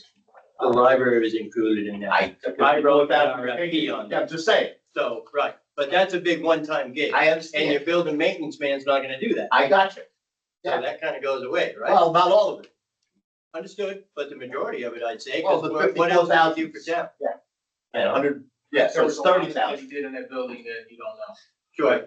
No, I know. I'm just saying, like, the issue is. Michael and I have known each other for 45 years. I know what we're talking The, you're going to find, and this has been the problem with budgeting, because like we showed, you know, we went back to 2001. Carrie Ann did a chart that says from 2001 to 2025, just applying inflation for the budget, we were $600,000 in 2025 underfunded, just applying inflation. Okay, and capital wasn't even in that. Sure. Okay, and if you added up all of the shortfalls for that 23 years or whatever it was $17 million that we underfunded ourselves. Right. That's what we have to make up. You're not gonna, I know. and no matter what, if you build a brand new building, you're gonna have a maintenance person that's gonna be needed to do that. So the fact of the matter is, none of this goes away. It is part of what has to happen. And it's just whether you're gonna pay a contractor 50% more, because the issue is things have been put off. A lot of these things weren't even done. If we start hiring somebody to do all the things that need to be done, like the floor, it's amazing the number of things. But if you start hiring it, you're gonna pay 50, 60% more money on an annual basis in perpetuity versus having a person in-house. It's just, it was the same thing I did when my previous location, when I started doing my budgets for my roads, and I'm like, we started doing a lot of the construction projects in-house, just like Bob is starting to do. Well, if you actually do that math, they decided, well, there was one selectman that's like, well, we don't want to do that. We want to hire people to do it. It was costing more than double to do the same project where we had a 20-year plan that if we just kept doing it, it saves money. And if you can do things in-house and do the basics and plan your capital, which is what we're working on, because all of these, we have a lot of big projects that have to be done. You're ultimately going to have a savings. Yes, there's a cost associated with it, and you're never going to go away. That's never going to go away. But that, whether we do it or not, it's not going to go away. It's just how much do you want to pay for that? Yeah, I would just ask that we do some more analysis on it instead of just jumping right into it. It seems as though there's more digging in to narrow things down, to figure out exactly what the responsibilities need to be and what a comprehensive dollar amount of responsibilities are. I'm not necessarily opposed to it. I'm just opposed to it at this time. I don't think it's a good time for the town to keep adding on these positions. You're adding on a half a position, by the way. Right, you're only adding on a part-time. For this one thing, That's it. we're asking for other positions to be added on. What too. other ones? Well, for the police, right? There are other departments that Well, are they wanting. made the request and the select board voted to add that, but I'm saying like, No, I know. What I'm saying though is if we just keep adding those on, then before you're done, we have added multiple positions. And that's an ongoing tax burden every year, whether we like it or not. Michael. I just had a quick question. At the top of the document, it state here that the Board of Selectmen and department heads are recommending a vote. So you had this discussion with the select board also. They're probably more intimately yes, reviewed the problems than we are.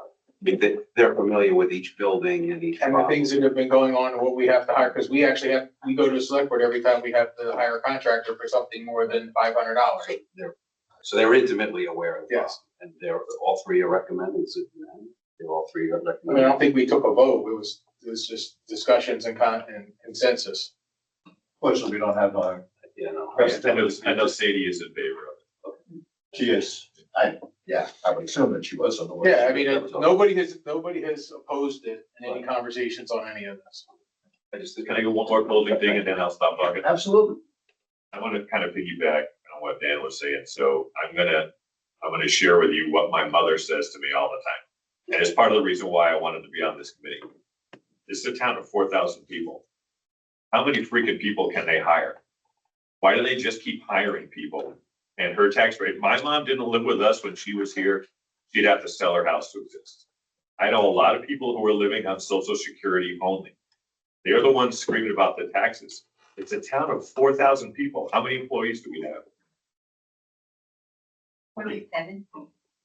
That's a lot for a town of 4,000, I think. Well, we have a town of 1,500, there's 27. I mean, it's basically the function of the things. Yeah.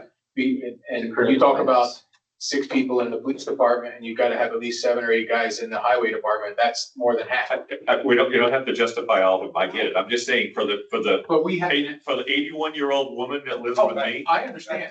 does not understand how are they gonna pay these? That's what she tells me. She literally tells me, how are they gonna pay these salaries?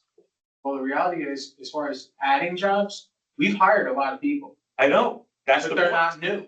They were in the budget. They weren't filling the positions. No, And because you put it in the budget, you're doing the right thing. The person paying the taxes is, why is it in the freaking budget? That's what they're It was saying. in the budget 10 years ago. It's not changed. I know, 81. She hasn't changed in 10 years. What I'm saying is, the reality is, there's not been a lot of new positions created. We have filled the positions that have been vacant. Right. People that have left. We have not added, like, I don't think we've added 3. Right, and that's always been in the budget. So those are just kind of a revolving Yeah, door, that's- people leaving They and come coming and they back in. go. Like, the hiring is not because we're adding people. This is an ad. The police would be an ad. I can't remember. Local fire chief last year. The full-time fire chief would be other. But that's like, those are the only really Like new an positions. assistant something in the assistant clerk or assistant assessor or something. No, there's always been one. We increased it to a position that's shared And that's the fourth one, if you wanna count that one. But that's it, but you gotta remember, that was there a couple of years ago. Michael, good. No, I'm not, I don't. Oh, you didn't, he's good. The part that I would try to focus on too, number is, we run the town, how much has the town increased then? So when we bump the taxes up, we're still paying more than $6 out of every 10 goes to the school. Yeah. But out of 10, we get 3 because 1 goes to the state. Roughing the numbers out. So when my mom asks, I say, because it's cost 25 grand to send a kid to school. Right. That's why the taxes are the way they are. Because the town's living off of little percent. What are we, 3? 28% of the whole, Yeah, so tax 30. goes to. 3 out of the $10 go to the town. All right. 6 out of Okay. $10 Would go there to be, the. do you think there'd be a vehicle involved in this one? Need a town vehicle? No, because we've been doing is repurposing stuff as we replace police vehicles. Yeah, We have John's- pickups, like, we've been just recycling them, so it just means 1 year we won't have a trade-in. And tools would be, we have them, I guess. We have most of the tools. Yeah. And, you know, that's not gonna be a huge expense. They're not gonna be a contractor going out and buying a bunch of tables. So you've got ladders already. Yeah, we had like, yeah, the 28-foot ladder, actually, that the electrician used because his truck quit was ours when he replaced the leads. All right, so, I hear what Dan's thinking about, and, I want to see a little more narrowing of the job description and what projects we're talking about. And that may be able to help us narrow down the dollars. No, that's fine. And the amount of money you would actually save. Understood. Go ahead. So I've been trying to be in a listen and learn mode and not open my mouth. Despite the fact that I practiced law for 33 years.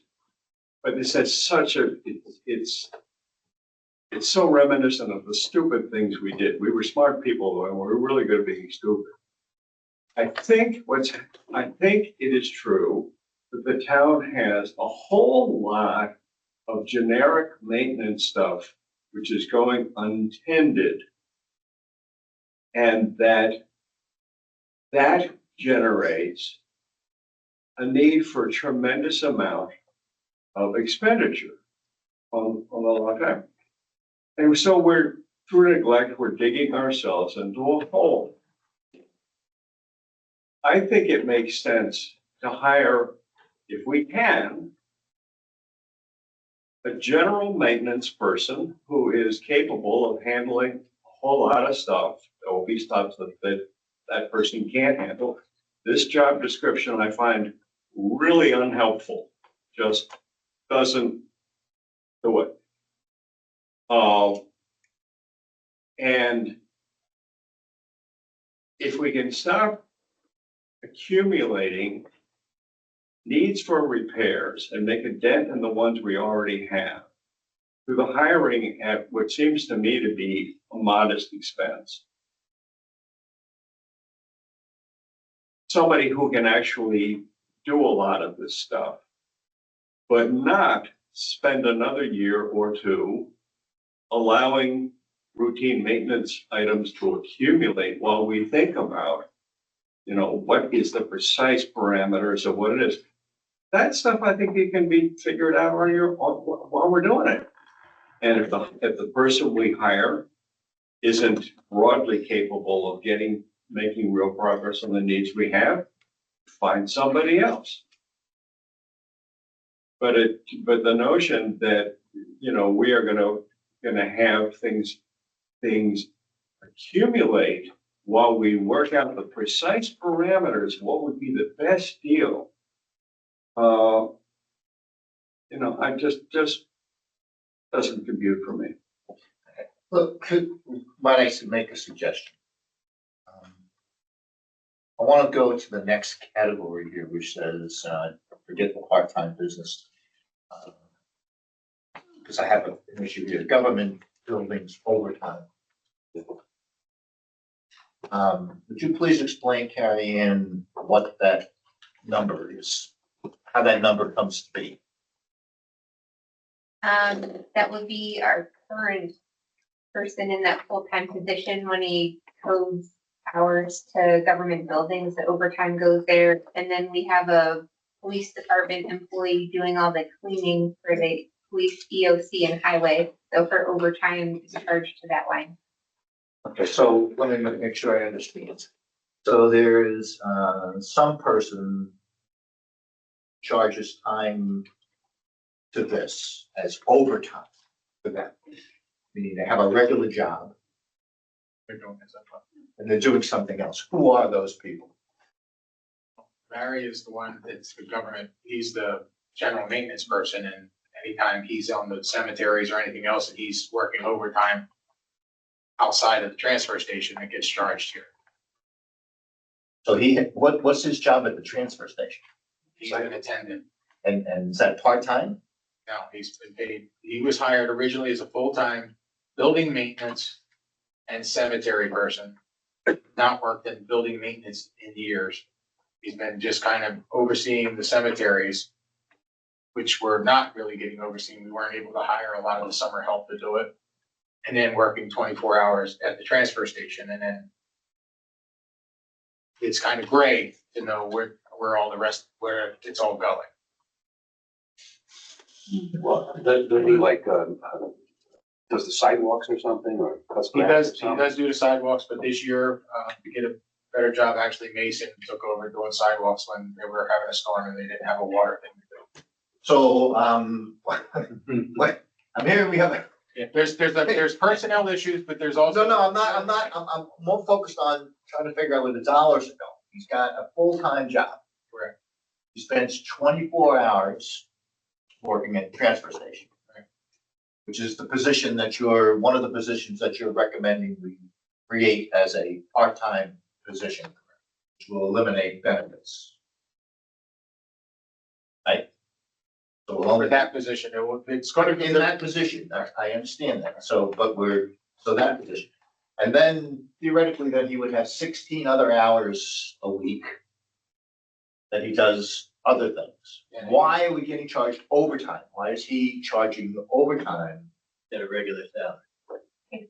Yeah, okay. That position on a whole, when you look at all of our staff, works the most overtime out of any other position. And it's gonna be filtered through the transfer station overtime line, the cemetery overtime line. Our current full-time position that we're talking about works the most overtime out of any of our highway guys. With all their snow storms that they come out in. So I don't understand what you're saying. I don't understand that either. Thank you. We just, let So me we're ask you a question, the $22,000 that we got here, that you're talking about, you wanna have? We're looking at taking one full-time position and adding a part-time position. and eliminate overtime. Because right now that one position is working the most overtime out of everyone. Yeah, so how does this, why do we need $22,000 for overtime? Because that's part of that position's overtime and it's part of the Lisa Davis doing all the cleaning. She has her full-time job and then she also cleans the police EOC and highway every week. And So how this- does she get paid for that? It just turns in her time and it's over, anything over 40 hours is overtime. Right, and how much is she turning in? I don't know off the top of my head. Those are the numbers, like, that's how much Well, just how overtime much they're is- working. How much is it? $22,000 to clean 2 buildings. No, it's 2 people. No, that's. It's very amazing. I'll do it. I mean, unless I Wait a minute, misunderstand, I mean, to be. have I'm trying to get at a point here, what I'm trying to understand is, right, we have somebody who's doing overtime work, getting paid time and a half, is that Yes. overtime? That's doing cleaning of this facility. And how much are we paying to do that versus why don't we hire the custodial people that It was we about have the same. to do about the same? They're about the same. The issue is but that's not the 22,000. Let's assume somewhere 10 to 12,000 would go away if we go with this other position. Because that position that's now working multiple things won't need the overtime. So what you're telling me I'm trying to get, so we've got $60,000 that you wanna pay as a salary for this, basically for that position. Is that? It's 52, Yeah, yeah. and then something else, I don't, there's obviously more money in there. The 60 is, 52 is $25 now, 60 is more. Right. Right, okay, and then you have another 22, but you're saying if we hire that person, we don't have to pay out 22? Yeah, you probably pay about Ah, half-ish. so, wait, well, so now I'm down So you to, have to go back and find that number, like whatever is being charged to the buildings. yeah?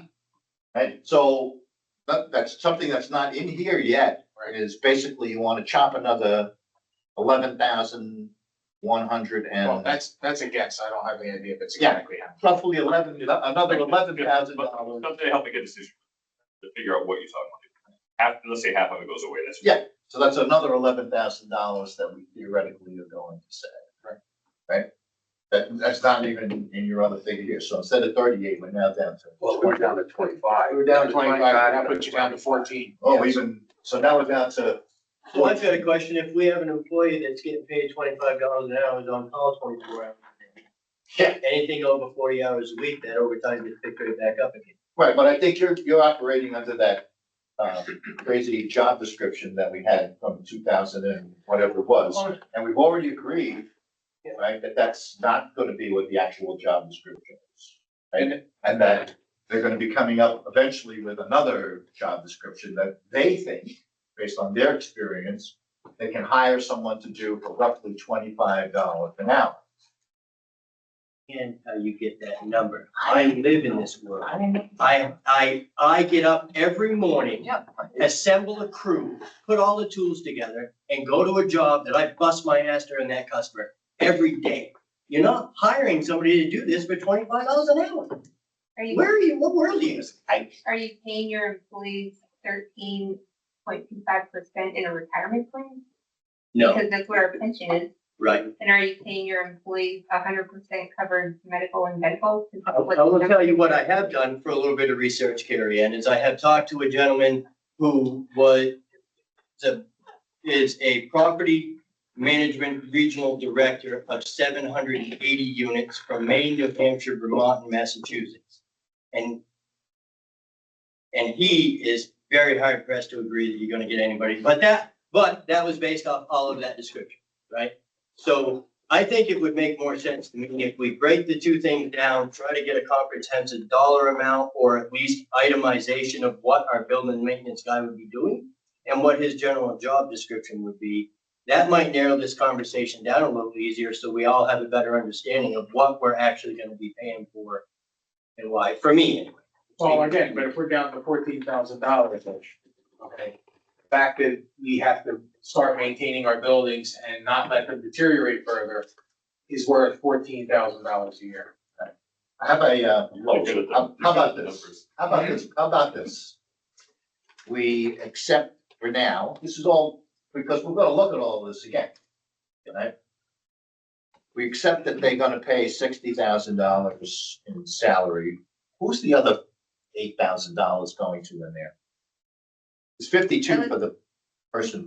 We do have 200 some hours being coded to this line. So we have the one full-time position that does code hours to this. It's basically Barry hours, which will technically go away, but if we leave the 60 in there, that gets us where we actually have the room to go to $27 or $28 an hour if we had to. So I'm just saying, for the purposes of discussion. And then can we reduce, if that's the case, if we leave that number in, can we then drop the other one down to $12,000, the overtime? And we'll verify that, but I think that sounds about right. Right? And that will be our place mark for this, at this point in time. Right?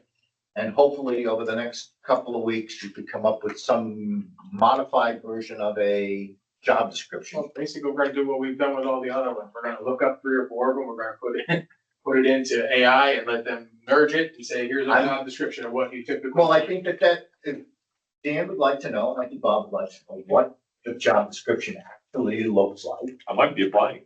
And there you go.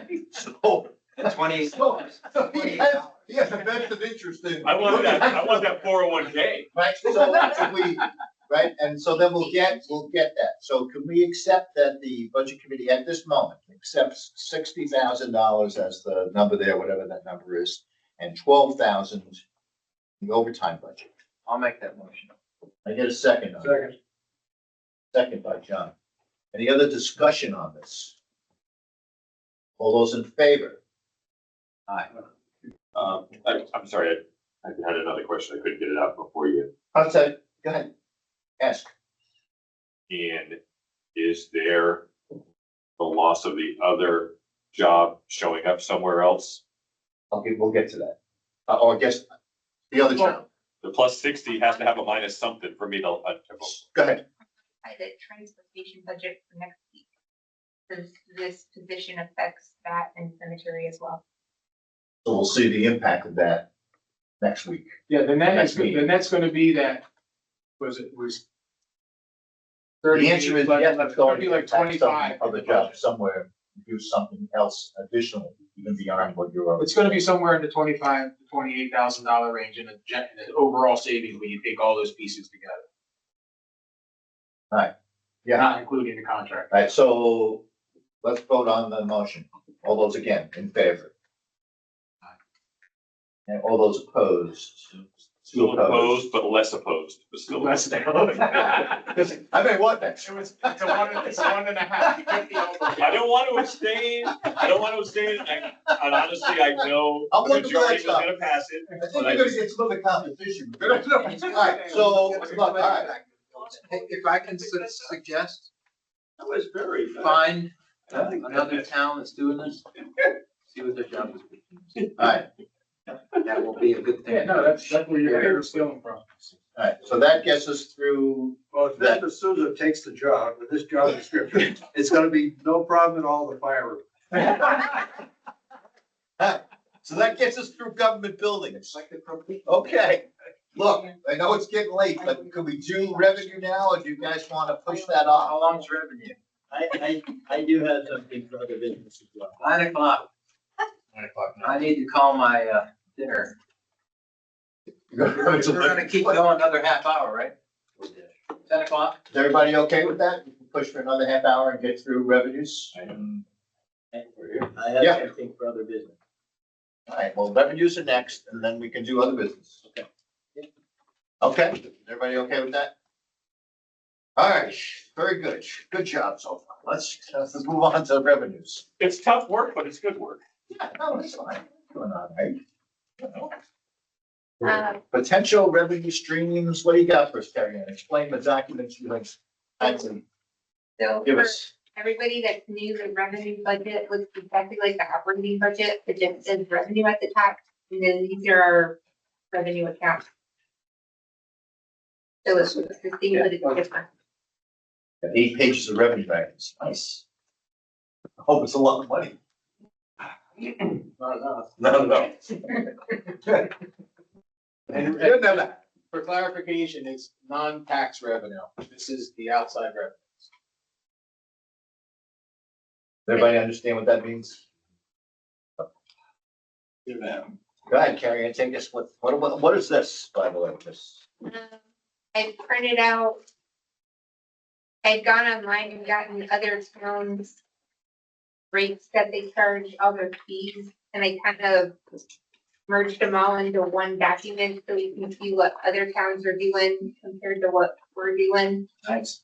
Um, Okay. And it's just for informational purposes, so Sure. you can see that there's other towns charge revenue streams for things that we don't.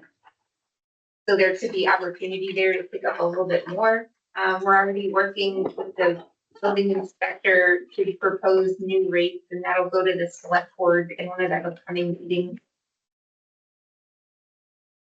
And I believe I put that in the revenue budget, so it's, when you wanna get to it, but we are working it. However you, and then this guy is, what? These were just ideas that, us department heads, we were talking about potentially urging. And is that in here, or is No, that in any of this the is- documents yet? This is a The whole other. revenue budget is what I see as of how we're set up now. Okay, until a decision is actually made, but we do have potential to change it. all right, so this is where we stand today, the revenue budget. This one is possible increases in fees and stuff. And we're supposed to be reviewing, And- the building inspector, like the building department fees at the next select board. That's all right. And then this is additional Those are just ideas that me and the department have discussed. outside of this. Yep. Okay, so we can get more possible revenue. I'm just trying to understand what we got. Okay. At the select board meeting, they did talk about, so I asked the question, why would we raise it? They said that it's not even covering the costs of the building inspectors. Oh, yeah. With like half, so if we doubled it, we'd only be breaking even. Good night. So that's a good point. All right, yeah, so we understand that this is where we are today, and we're gonna go through that, and then there's the potential. Right, there's the potential to do things on here and things on here. Okay, let's go through the revenue then. Wait, it's today. So the first one, the current use change penalty. I kind of just stuck with the 110,000 because it's really dependent on what the property owners are doing. 2024, we had a couple really big bills, so we brought in 229,000. The year before that was 42,000. 2025, so far we brought in 127, so I just estimated 110. The timber yield tax, I just kept it at the 35,000 that we estimated for the 2025 budget. This year is coming in a little bit low, but 2024 was higher, so I kind of just went the middle route. We no longer receive payment in lieu of taxes. That's in there because we could potentially ask Cardigan Mountain, but that hasn't been definite. Quick comment, real quick. Is there any food for thought? We don't even have to discuss it, but is there any way to start getting a better idea of the actual timber yield tax? I know there has been issues with that. Mr. Evans had discussed that. It's very hard to get an actual amount of what they pull out. And I don't think, and there are a lot of us that don't think that we actually get the amount of money that we should be getting. So if there's some, anyway, here, yeah. Excavation.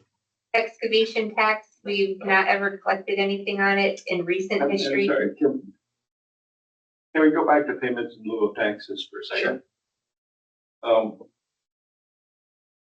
Why does Cardigan Mountain School not pay anything in lieu of taxes? The police can't go up there, fire engines not, what's going on? They are our largest taxpayer. Okay, that's, So there's all right, there's a Well, they whole pay on series, certain things. there's a whole series of buildings that are taxed. okay. And there's you a whole just answered my- group that are You not. just answered my question. No, well, the issue is, and I don't know where the relationship soured, but it used to be that we had a good relationship with them. They used to pay for the fireworks for the town. There was a bunch of things that were done by them and it's just disappeared. One of my goals over the winter, once we get through all of this fund, is to start looking at that, because there's several issues that are going on, like, it's also, they have an inordinate amount of, false alarm, fire alarms, Yeah, and we're not charging anything. We don't have an ordinance, we're not doing any of that. but the relationship used to be good, but has deteriorated. That's correct. Okay, so that's, I'm very it seems to me to be fertile ground for Yes. an effort, because they actually have money. Right. Yeah, no, Well, and the other thing is when you talk about the payment in lieu of taxes, one of the things we've talked about is, at some point, the fire department is determined we're probably wanting to move in the direction of getting a ladder truck. Well, if we're gonna do that, they're gonna be the biggest benefactor of it. Are they gonna contribute to that and things So, like that? So Has it deteriorated or just changed? I've heard deteriorate. I have not had any direct contact. Right, all I can tell you is my experience was when I first started in this crowd here, I asked, why don't we get more money out of Cardigan Mountain? I was told by, one of the former town administrators that we don't wanna rock that boat. So there's something personal problem. I don't know what's going on, but Okay, but this is. there is an opportunity. There's conversations that need to happen. Something to be worked on. Yes. We're gonna send you bill to. And our hope is, that we don't budget for it, we We'll get send it the anyway. bill. What I was Bob, getting at- no, Bill's the right guy. What I was getting at, we're not fixing a known issue. Something we don't know about. No, Okay. I don't have any history, I hear rumors. Yeah. All right, penalties and interest, go ahead. Once as rich as I think. So this may be an opportunity. Yes. The interest on property tax, I had put in for 17,000, but now that we're further along in the year, it looks like I could probably increase it to at least 20. Oh, it's, given where we are now, we have a significantly higher number of people who haven't paid, not just the dollar amount. We're going to have way more interest accumulating right Can I ask a question before we keep going? Because when I ask it, I don't think we have to go all the way back and start again. So is our tax burden, our expenditures less our revenue? That's the tax burden that we're gonna work with at the end? Yes, so we could lower our tax rate by increasing our revenue stream. Right, but a lot of these, you've gone safely low, but on the other sheet, we go safely high. I think that we should go safely high on both or safely low on both, but going high on one and both, the other puts this big chasm in there to mean more taxes. Let's have that conversation when we get to the end of the thing. okay? Well, and why I was gonna say that those, then we're gonna go back to the beginning and change all the numbers as we go, or can we do it as we go? That's Well, Let's see where we are. Just a quick general statement. One of the things that is recommended, especially when you have no undesignated fund balance, is that you do underestimate your revenues a little bit and you overestimate your expenses because you need to start having some cushion and having some money left over. That buffer needs to Yeah. start accumulating. I'm with Al, we can keep moving. Okay, go ahead. Other fees, that's not anything guaranteed, so we budget that at 0. Redemptions, that's not anything that we budget for, so that's 0. It's popped in there because 2023, there was 11 cents coded to it. Interest and fees with redemptions, I could probably increase this. We brought in 55,000 this year. Last year we brought in 35,000, so I had budgeted 40. What does that mean? When people have a lien on their house and they come in and pay, there's interest on it, so that's where the interest gets coded. Okay, and the other interest is, yeah. So you want to change that number, Karian, or no? Yeah, I would say 45 to be Okay. comfortable. Yeah, we just made $5,000. Tax lien interest and costs, it does not look like we brought anything in this year for that. So I budgeted 0. Good. UCC filings, this is something that we get from the state. This year when it came in, it was the $1,400, so I budgeted $1,500. Motor vehicle tax, we consistently creep up a little bit more each year, so I increased it 4,000 and budgeted 880,000. The titles, I kept it the same as 2025 and budgeted 3,000. Motor vehicle agent fees, I just kept it the same at 17.5. It looks like we're on track to collect that again. What's an agent fee? It's just an extra fee that gets charged during registration. It's actually broken out on your registration and it gets coded to different lines in our budget. And you make money on it. You, If you went to the Department of Motor Vehicles, you wouldn't have to pay that. you could save money. It's a local fee. When I pay online, still paying us, right? Yep. Drive the Concord, you save money on this. Yeah. Go to Concord for something. Yeah, like time it out. Right? Boat registrations. Vote registrations, I kept the same at 2,900. Postage on the e-registrations is my pet peeve because they can't get anyone to increase the rate when they're charging. So we currently charge people 50 cents to mail them their registration.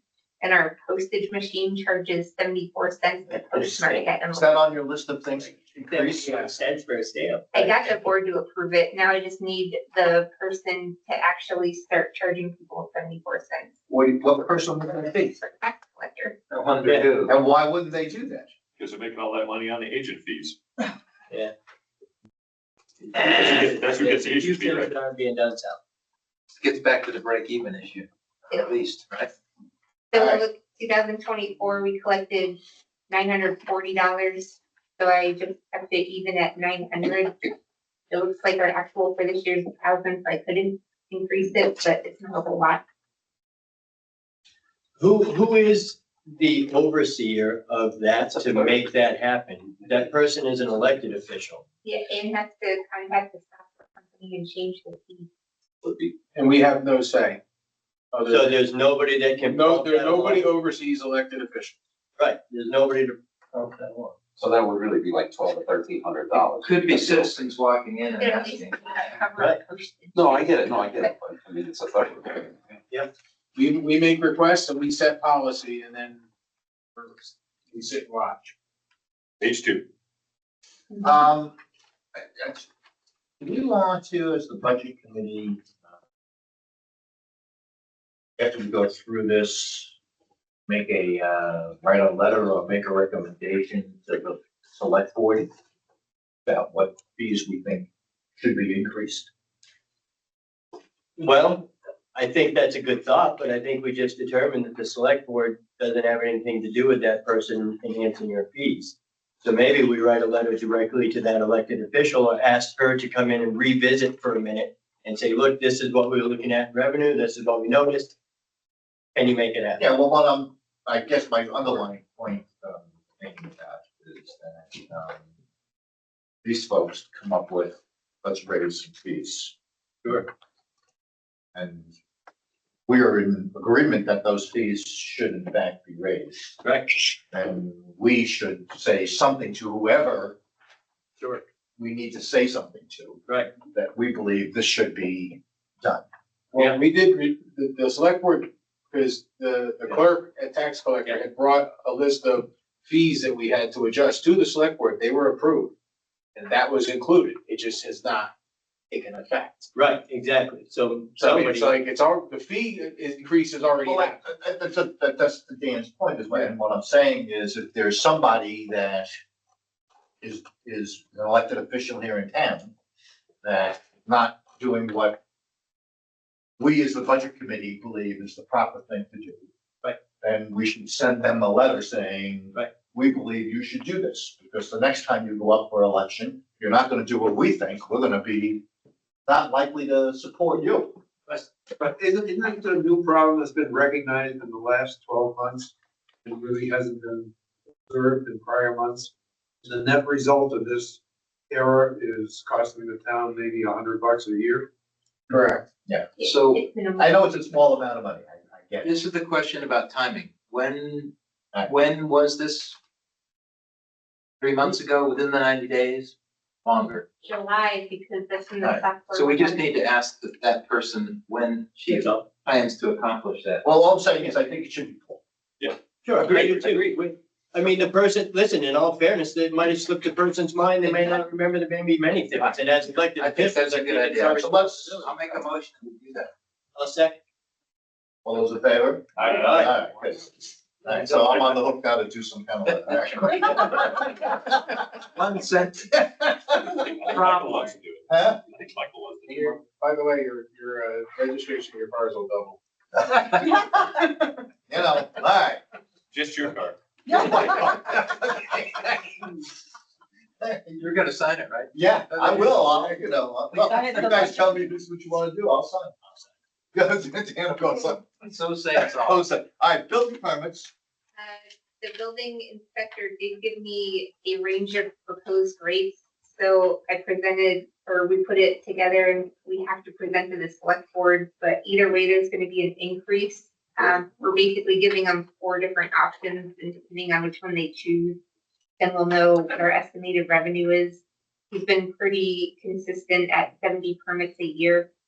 So we increased the revenue to 17,000. It could be a little higher depending which way, what rates get voted in. So this is relatively conservative number. Most of the towns were basically double our rates. We haven't changed our rates in forever, so. Yeah. That's fine. The town clerk other fees, when current use bills are late and there's interest charged, which rarely happens, this is where it gets coded. So it's low and it's minimal. I kept it at $400. Dog licenses, I kept the same as last year at 4,100. We currently collected 3,700, so we'll be close. Marriage licenses, I increased that revenue a little to 700 because we actually brought in 750 this year so far. The school resource officer, that's a hard number. We put that together and spent the amount to the school. That's what we collect from the school for the school resource officer. And how do you calculate that, just for kicks? It's 75% of the total cost of the employee and then a rate of the CIP, the For the cruiser, the outfit. Because now that we've gotten all of our rates organized in the CIP, they're getting charged 75% of the annual appropriation of the vehicle, the equipment, everything the officer has on, the tasers, Okay. it's 75% of all. All right, But that's really offset by the expense of having the officer. Well, the officer's 100%, this is 75%, so Sure. we pay 25% because we only have them for the summer. Sure. Right, so I have a good understanding, is that 105,203, that's before deducting the officer's salary and expenses, correct? That's just, that's a direct payment we get, This is the revenue that side. we're paying it out of our pocket and they reimburse us the 105,000. Like we sent it to them, we were waiting for it to explode, but they haven't sent Christmas Eve. The next two lines are zero. We collected it in the past, but we're not gonna collect it next year. The meals and rooms tax, I'm just keeping that the same at 379. There is a change in the calculation. I just have no idea what it's gonna be for next year. You don't have an actual? I only have what we got in 2024. I'll get 2025's payment the very end of December. Oh, okay, fine. Oh, that's a big number. Yep. Okay.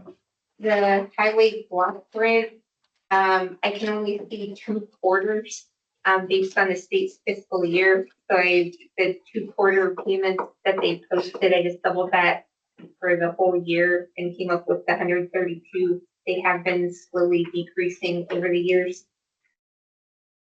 We no longer get funds from other governments. There's no historic signs. We collected something in 2023. That's why it popped into the report.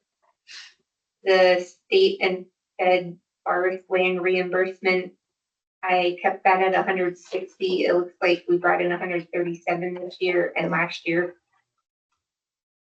FEMA is going to be zero. There's going to be zero for ARPA funds. That's programs discontinued. Why zero for FEMA?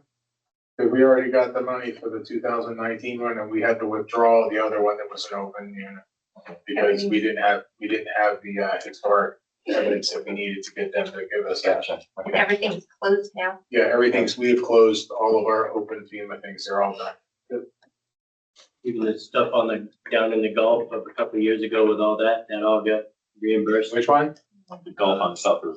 Yeah, down in the Gulf on South Road, there's 2. Yes, we got those. I thought, The next two, the bounce check fees and the copy fees, we actually just got approved by the select board, so I don't have any history on it. I budgeted 0 and we'll just see how much we bring in. It's gonna be minimal either way. These new fees are posted at the office? Yep. Okay.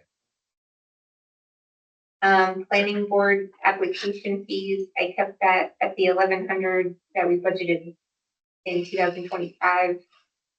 I did 0, so miscellaneous revenue.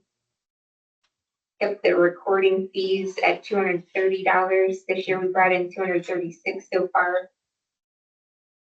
Advertising, I kept at 0. That's unpredictable.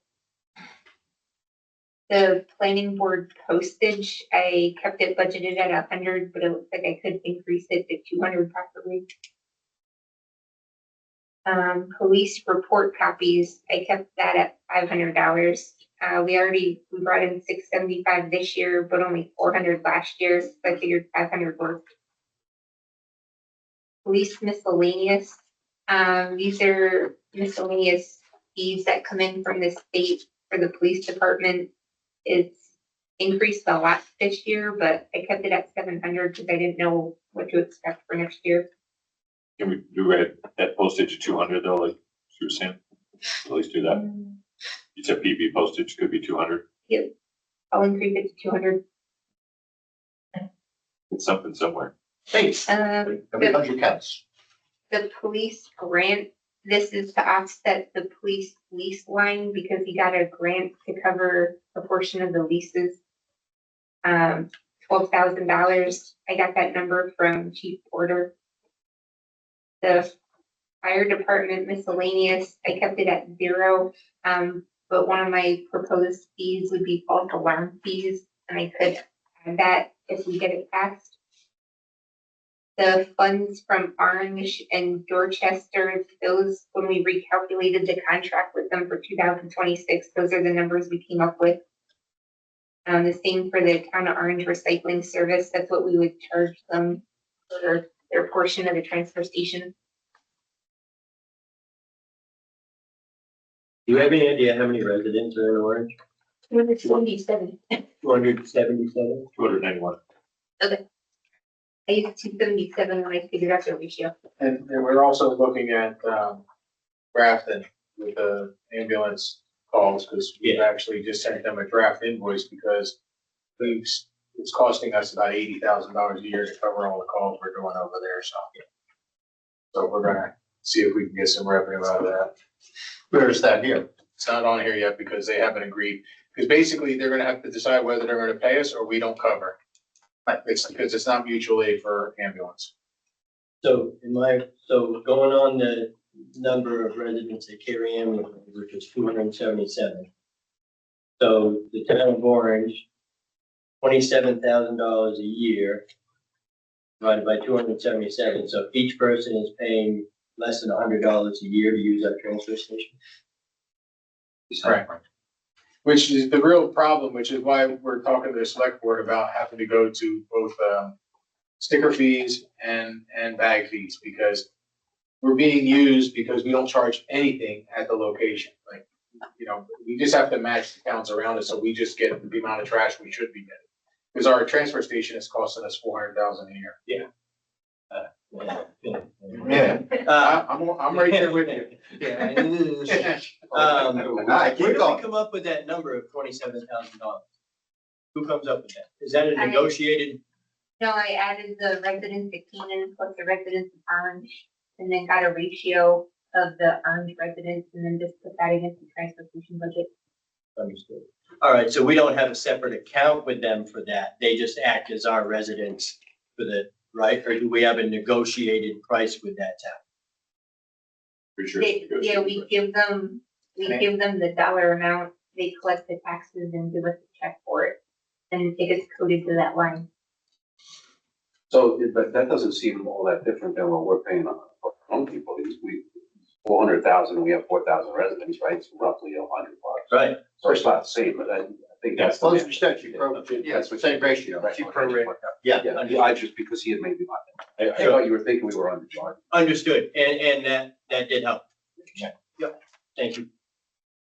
Next page, rec miscellaneous.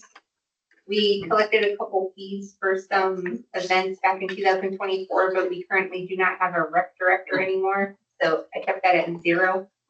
Welfare reimbursements are minimal, so I kept that budgeted at 0. And then the next grouping is the transfer station fees. We hardly ever do junkyard permits. I just kept that at $25. The scrap metal actually decreased a lot, so I had to drop that down to $3,000. We only brought in $2,400 this year for scrap metal. Is that because the market is low or because we just bring in less metal? There's a company now who's providing the dumpster. We were having to throw a lot of it away and we were doing it a different way before. We were having to truck it. We don't have the ability to do that. So there's a company bringing the dumpster and then we're getting that weight. So it's just, I think we're getting less, but. Yeah, but I mean, some of it's less, some of it's just, we're getting a little bit lower fee than we were getting before. Because we're paying for handling now too. Yes. Gotcha. Thank you. But we lost the labor issue for the Correct. transportation. Correct. We no longer do the sale of mixed recyclables because we're doing zero sort. Disposal of batteries, we've brought in 322 this year. I kept it at 250 based on the previous years. Appliance fees, I budgeted at 2,300 based on the last 3 years' actuals. Higher fees, I budgeted at 6,000, but it's looking like we only brought in 3,600. That's people throw them on the side of the road. On Cardigan Mountain Road, to be exact. So is that something we should think about adjusting, do you think, Carrie Ann, or do you see that going, increasing again? We've heard from numerous sources that not everybody that takes stuff to the transfer station gets charged. So I'd be curious 100%. to actually charge everyone. Yeah. And we were hoping to get some kind of program in place. Yeah, we need a transfer station. I mean, we were discussing that a few weeks ago, Yeah. and it was, The transfer station police, we gotta get a badge and somebody's gotta stand out there and make sure that people are registered and get money when we gotta get money. need an And you actual carry it over. supervisor. And it looks like they're doing that kind of pretty well in 23, I don't, based on the number, the 6,000. And 24. Not too bad. This year we kind of slacked up. And you would think where the car registrations are going up, it seems like we're selling, we're towns buying the same amount of cars, right? So you. Yeah, but people wear out the use same tires tires. like swings. Well, I mean, it could have, you see what next year looks like, it could just be that, Cars, they're like, lasting longer. I didn't buy tires this year. They're lasting longer. Last year I did, I didn't this year, Right, so. usually get 2 years out of a set if you switch wearers in summer, so this could be a slow year. All right, I mean, municipal property, zero. Not gonna sell anything this year, come on. So is that what that, Well, here's the thing, and it all comes down to where are you putting it? The plan is to have a tax sale sometime in early 26 or spring of 26. There's 9 or 10 properties that will be looked at. But that's actually delinquent tax revenue. It's not like something we own that goes right to the general fund. We're only allowed to keep whatever is owed in taxes. Like this year when we sold the gravel pit, that was actual cash to us because we had purchased that. But so we don't have that happening right now. The only thing that's possible once we finally get the survey done is a boundary line adjustment next to the transfer station with a couple of neighbors who wanted to buy some land. And the part that we don't need, it may end up getting 30 or 40,000, but that's if we're, I don't know what that looks like yet. We'll take that as a bonus. Well, the tax say you're not really making money, but you're hopefully making We're- revenue in the future with We're, property tax. we're allowed to cover all of our expenses, lawyer, legal and everything else, the actual tax and interest and penalties. And once we're done with that, anything over that goes back to the original owner. the land that's up behind the transfer station, there's a lot of reclaiming that needs to go with that. So there's a pretty substantial expense before the property can even get sold, so I'm not Well, the sure. part that we're talking about wouldn't be in that, and what we talked about doing was, when we start doing a lot of the ditching projects and everything else, we're gonna start bringing material in there and start getting it so it can be restored and closed officially. Cause there wouldn't be a lot of revenue. No. Yeah. It, Be a wash at best, probably cost us something. Yes, we're gonna use it as, this is the material waste site, dump zone for a bit. not hazardous waste, just Yeah, dirt. yeah. Clean fill one. Clean fill. Interest on investments. the meeting house rental, we only charge people $50 if that. And we're now cleaning it regularly and we had Wi-Fi brought in, so I was kind of hoping to propose actually charging a little fee for renting the meeting house, but In the meantime, I kept it at $400. Interest on investments, I dropped to 80,000 because the interest rates have been slowly coming down on our savings account. Property and liability, that's unpredictable. I put it at 0. That's really if a claim happens and we get a check from the insurance company, that's where it gets coded. Other insurance refunds is a similar thing. I budgeted at 0 because it's nothing we can plan. Legal settlements, I budgeted that at 0. It's not anything we can plan on. Gifts and donations we haven't gotten in the last couple of years at 0. How does the gift donation come about? If a resident comes in and just wants to donate to the town, people will regularly donate to fire and EMS, occasionally fire and EMS. So this was just a donation to the regular town of $100 back in 2023. So we can't count on that, so I can't budget for it. When it goes to fire and EMS, that's a direct donation to them, the town doesn't see. Yeah, you'll see in EMS, they have a donation line because they do take in donations regularly. That will be at the end. Does that become, so that doesn't become revenue for the town somehow? No, it's revenue to EMS, which is an outside fund. EMS is not a department working out of the general fund. It's an enterprise fund. Different. They buy all their vehicles. Yes, they buy all their own stuff. Yeah, technically, yes, but they're all owned by the town. We maintain them, we pay to maintain them, but comes out of our. Other miscellaneous revenue, I just kept at $5,000. The cemetery expense reimbursement, I increased to 15,000 because we brought in a little over 15,000 in the 2025 actual. Got a lot of old. This comes from citizens? There's cemetery trust funds for every cemetery, and at the end of the year, we get reimbursed for. From the cemetery trust. Okay. Sorry. You're punchy. Getting? Cemetery fees, these are the burial expenses. If you later on, you can look through and see what other towns charge for burial. You could potentially increase a couple of our fees there. Do we have any baseline we base these things on? They're just old fees. That's what I thought was possible. Yeah. Historical.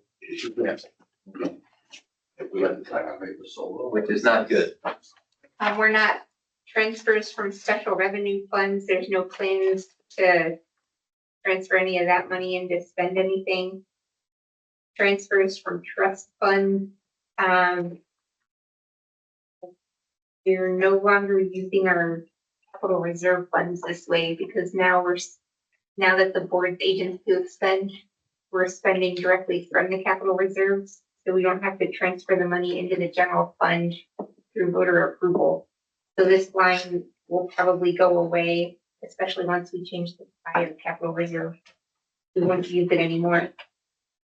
And the transfer from the library trustees, this happened because they went over budget last year and they've been reimbursing us. So with the new way we're gonna account and give them their money to spend, we wouldn't have to get money from them anymore to cover their expenses. They're just gonna spend their own tax money. There's no bond proceeds in 2026. Voted from fund balance.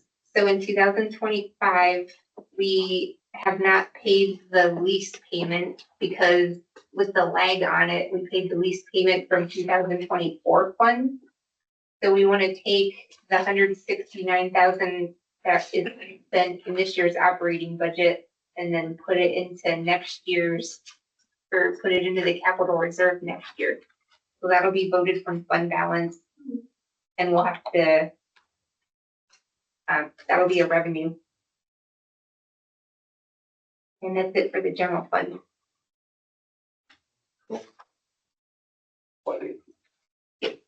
The library, I don't book any of their revenue lines, so it's all zeros.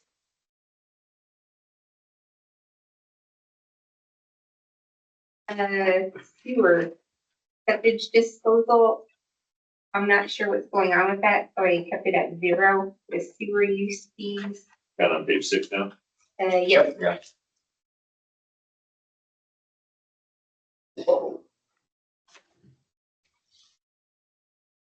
technically the sewer is supposed to be paying for itself, but based on the fee structure that they bring in, I put 76,000 in there so we can start to see the discrepancy between the sewer use fees and that operating budget. Because that's part of our cash flow problem. Is it 18,000 there because of the not billing? The late billing? Correct. And these were printed today, so that's everything we brought in as of today. And that's the deficit? You have to look at, you would have to go back to the operating budget and look at the total sewer operating budget and then compare it to the revenue, see what the offsets are. And they're operating at a loss year after year, same with water. Which is historical because, The rates are so and low. that's where the rates are. Oh, rates are a problem, and then there's other stuff. Well, it's a sewer, so other stuff. It's just, The next couple of funds, the police outside duty and recreation, I just wanted to include this on the report so you can see some of our good news. We do have funds that are making money. The police outside duty fund, when the officers go out on a call, they charge $80 and then their wages get charged to this account. So that's the net profit that they make. And then the police department can use that money at their discretion. The recreation revolving fund is the Canaan after school program. That's a similar situation to the police fund. The parents pay for their kids to go to the after school program. And then the staff wages come out of this. And then the recreation fund keeps the profit. And that can be spent on any recreation expenses. Which staff wages get paid? The after school program. So we have about 10 teachers that work 2.5 hours a day. Gotcha. So it's not a break, is it? So it's an income. Yeah, they're making money. They're actually doing really well. Good. So I wanted to give you good news. Page 7, the water department, similar to sewer. I wanted to show you the water fees compared to the water operating budget. The other fees is the fire department contribution. So you'll see the $30,000 in the fire department general fund. And it's income to the water department, which is Fund 11. So that's what that 30,000 is. And then the water use fees is about 101,000 from what I could tell. That'll change when we increase the rates. There's no more interest on investments. And that would be it for the water department. And then the last fund would be Canaan EMS. That 150 is what the general fund I'm contributing to EMS. The next one, there's scheduled events. That's money they make for when they go to other events and provide ambulance support. And then the next line would be Dorchester's contracted amount. The same for Orange when we did our ratio calculations this year, so we came up with. And then the next line, we're just starting to get a handle on the EMS insurance. We have 2 months that they collected 55,000 since they raised their rate and went with a new billing company. So I'm hoping I can increase this a lot. I just wanted to see another month or two if it's still in the 50s. And then I would just take 50,000 times 12. But as of putting the revenue budget together, I just didn't want to get too ahead of myself. Well, that would be a substantial number. Yeah, they've been doing really well. we also just signed the contract with, because once we changed building companies, we're signing the contract for the collections group that goes with them, so the people that aren't paying, they're gonna enjoy the collections, and we're gonna be collecting some back money. That actually worked really well last year when we started collecting some stuff, so. And they did raise their So rates. that will help. So at some point in time, we're hopeful that, this EMS crowd gonna go from a negative position where we're funding them to the tune of 150 this year. Well, positive thing, what, does the money then come back into the town, into the operating budget when they turn No. positive? No, but I would say when you have my philosophy has been all along. I think they only started in 2019. Yeah, that's new. When you get like 2 years where they're breaking even or better, then it's time to put it to the voters to make it a department and Yes. not have it be an enterprise fund. I understand. So then it would just become Then it would- regular operating budget. That's correct. But there's no sense doing that So there right would be now. a revenue and Right, expense. it's, we can track and everything else, but once you know it's Net more operating. To get the growing pains out of it. Yeah. Fine. You're pretty confident, though, you just signed a contract and everything, that this will be 600,000 next year? 2 months. So they had a terrible first half of the year. We have 2 really good months where they brought in 55,000. But they're going out constantly. They're generating income and the thing that's running the money is the transfers. We have a transfer truck that's Yeah, we're running. buying, they've got a whole new vehicle we're buying. Yes. Right? Well, we did, that's already here. Yeah, we got, you know, so we got more people, more things going on. Yeah. You know, there's gonna be an expense that's gonna be attached to it, that is gonna show up at some point in time, it's called, gonna need more space. Well, We can't fit all the the trucks. crazy issue is that when they built this building, they looked at whatever an ambulance was at that time. You can't fit a new ambulance in this building. That's full size. Literally can't fit it. But my question still stands, though, we're talking about revenue. Right. 600,000 is gonna come in, we think. That's not like what I thought you were saying, you said 50,000. Yeah, but I think the point is that it's, yes, but don't think about it as operating budget monies. No, I'm not, I'm Okay. just talking about revenue, yeah, so we're looking at it right now, Yeah, and but then if it's we not- have to build onto the building, that's gonna be something else we have to do on a different, on this other piece of paper. Well, But that 600 doesn't come to us.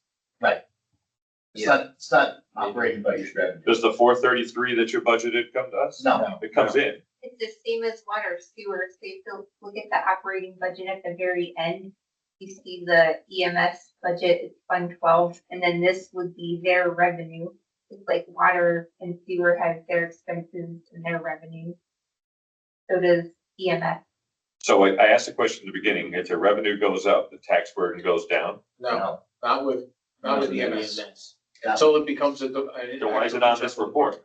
They're like a separate business, they're part of the town, like the library. I follow all of that. I don't need anybody else to tell me a sixth time. Why is it on this then, if it's not with everything else on this report? Why is it on its own report? Because you're the budget committee and we're budgeting for more departments than just the general fund. And water, So all of that gets signed by the voters. Like when they vote the budget, they're voting for all of the expenses. visibility. Because the Okay, I town thought is this was liable one for thing. it all. This is not one thing. It's all the revenue for all the funds. Just, and the expenditure budget is the expenses for all the funds. Okay, I'm just gonna wait, and let it play out, and I'll figure it out eventually what I'm missing, so just keep going. The more you learn, the weirder it is. Let me be the stupid one, I'm good at it. So we're doing the budget for the town, but we also have these entities such as the EMS, the ambulance, which is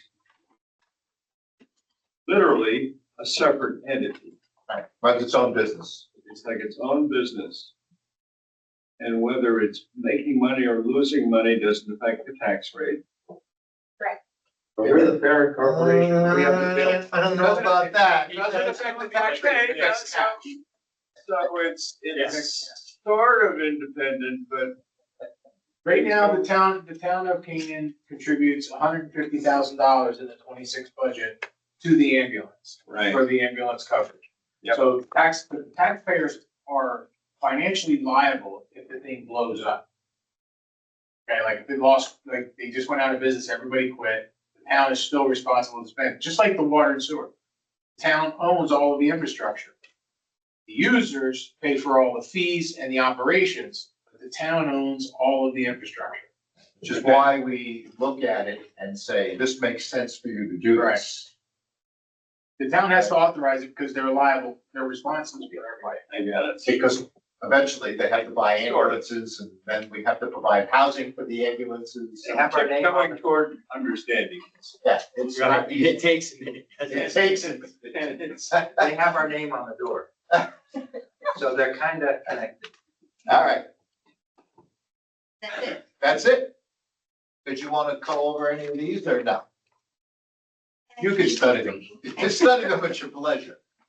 And we can talk about them at some future point in time. Yeah, because the revenue isn't something you go like, well, we can say, well, maybe is there any place we can increase it, but it's not like you're gonna go through line items and say, All well. right, other business quickly. Dan, go ahead. What do you got, bub?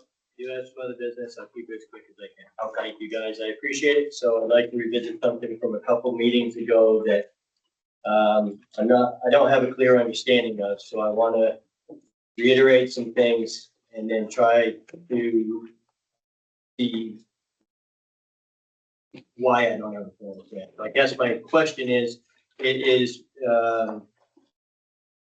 to do with adding another officer onto the police force. So I guess the first question that I'm not really understanding is that was presented at first as something that could go on the warrant article for the town to vote on. And then it was decided that it wasn't going to go that route. So I guess my first question is why was it decided that it wasn't going to go on to the warrant? Because we discussed it and voted that we'd rather put it in the operating budget. Because it was believed to be necessary, as I remember all the conversation. There were some no votes, but Right. So my recollection is, and from watching the video, and I just wanted to reassure that this is that the general consensus of the budget committee decided that we do need an officer and that the voters of Canaan probably wouldn't vote it in. So we wouldn't put it on the warrant article, we'd vote for it. No, I don't think, we don't think that. No, that's why I'm at, that's why I'm bringing this up, Yeah, no, because I have, Yeah, we didn't think that it was, I don't think the consensus was that we didn't think that they would vote it in. We didn't want to put it in that jeopardy. Well, but even beyond that, one of the things that is difficult about the way New Hampshire does it with the reserve funds and the separate whole voting thing. In many ways, it's more confusing to the voter. Like, if you say, this is what we need, we think this all belongs in the budget. That's pretty easy to see, you know what the tax rate is. But everybody, when they go to vote, has to pick out every warrant article and say, I gotta add this to that, I gotta add this to that. It's actually clearer if it's truly decided it's a need. And with personnel issues, like the fire department was on there because it was changing an RSA. Like the hiring of the fire chief was an RSA change. it's like,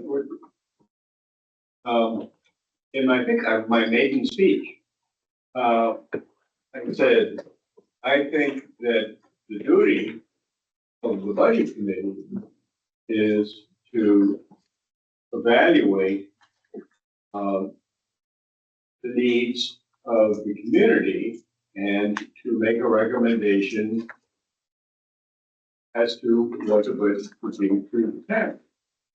And this is an important issue. And I thought that it was inappropriate for us to punt on it and pass it off to people who, I think, from my limited experience, people look at the warrant and say, and the first thing they look at, certainly the first thing I look at, is what is the little footnote that says this is going to be less than such an impact on your taxes. And we can do that on everything. But the reason we have this committee, I think, is to work through all this. We have much more information, we have much more opportunity to talk and consider different points of view.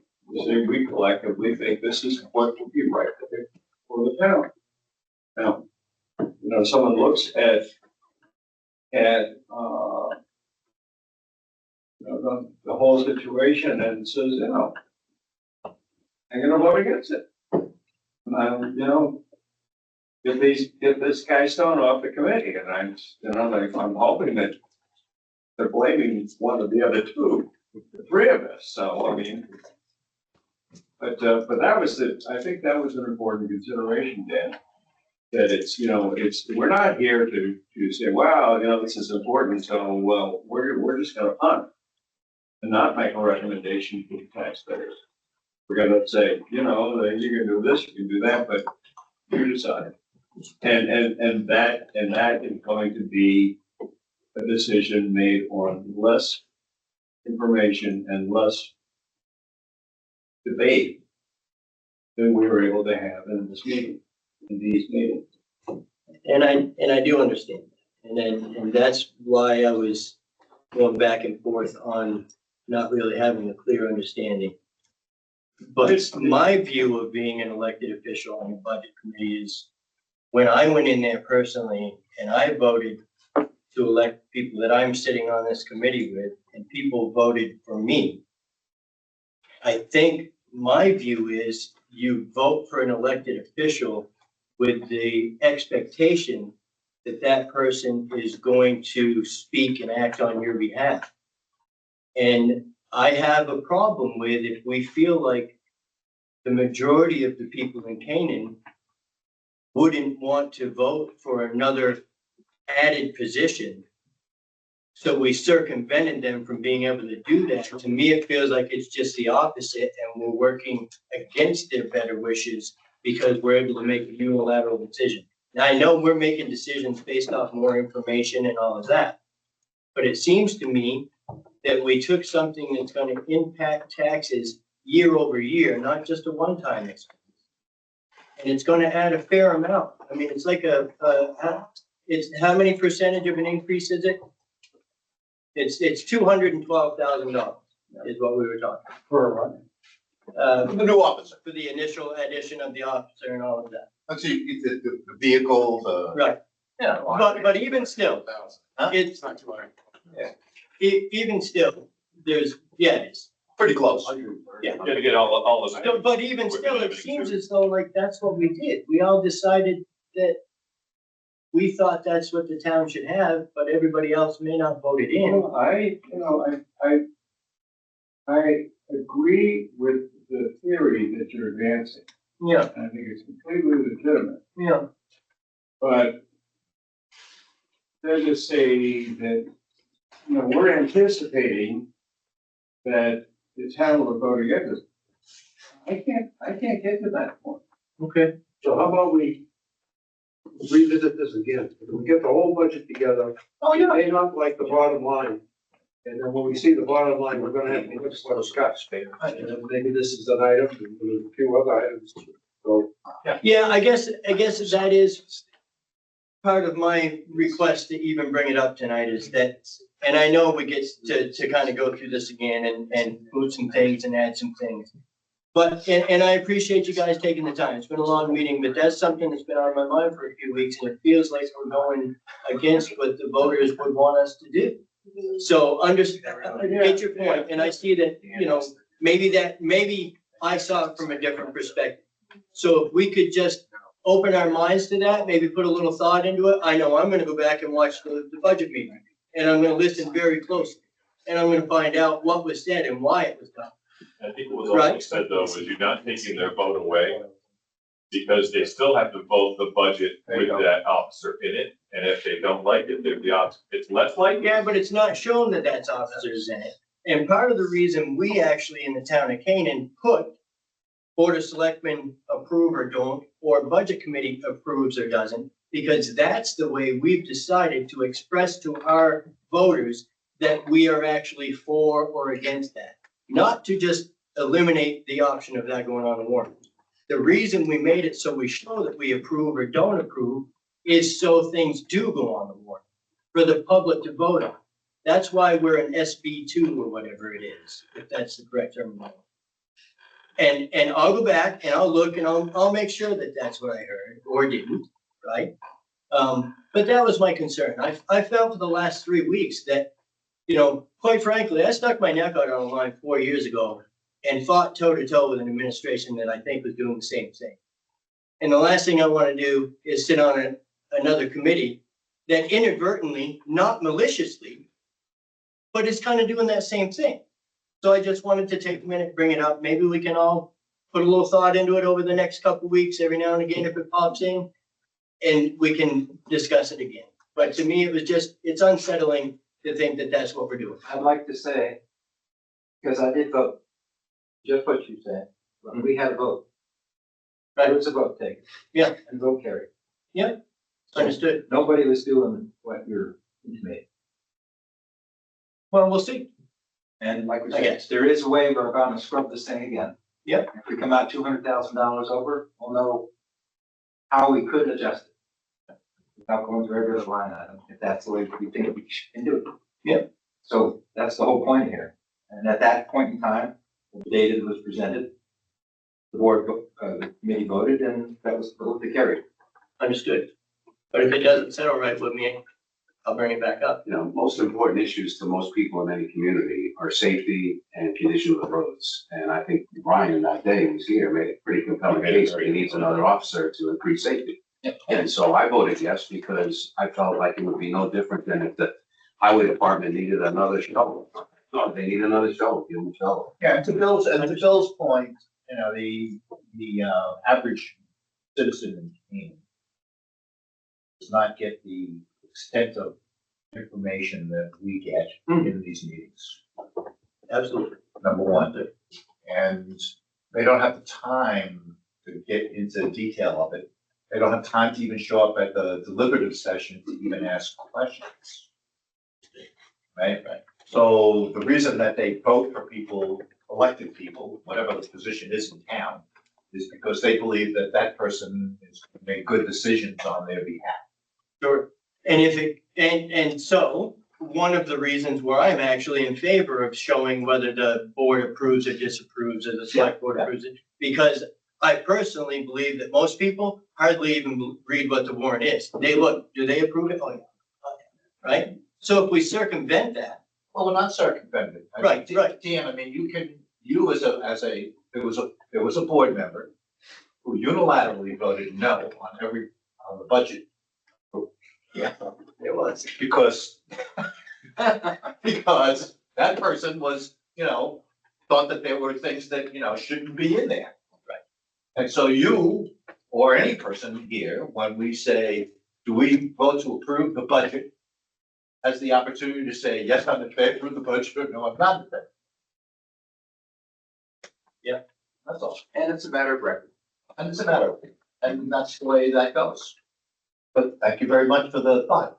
And it's one more of a million reasons I'm glad that I fought so hard for Zoom, so we can go back and review it. Hey. So I can know what the hell I'm talking about. Zoom is great. Thank you, guys. Yeah, do I get a motion to adjourn? There's a motion to adjourn. Do I get a second? Second. All in favor? Aye. Okay. Thank you. We're leaving. We're leaving. Oh, I'm in favor.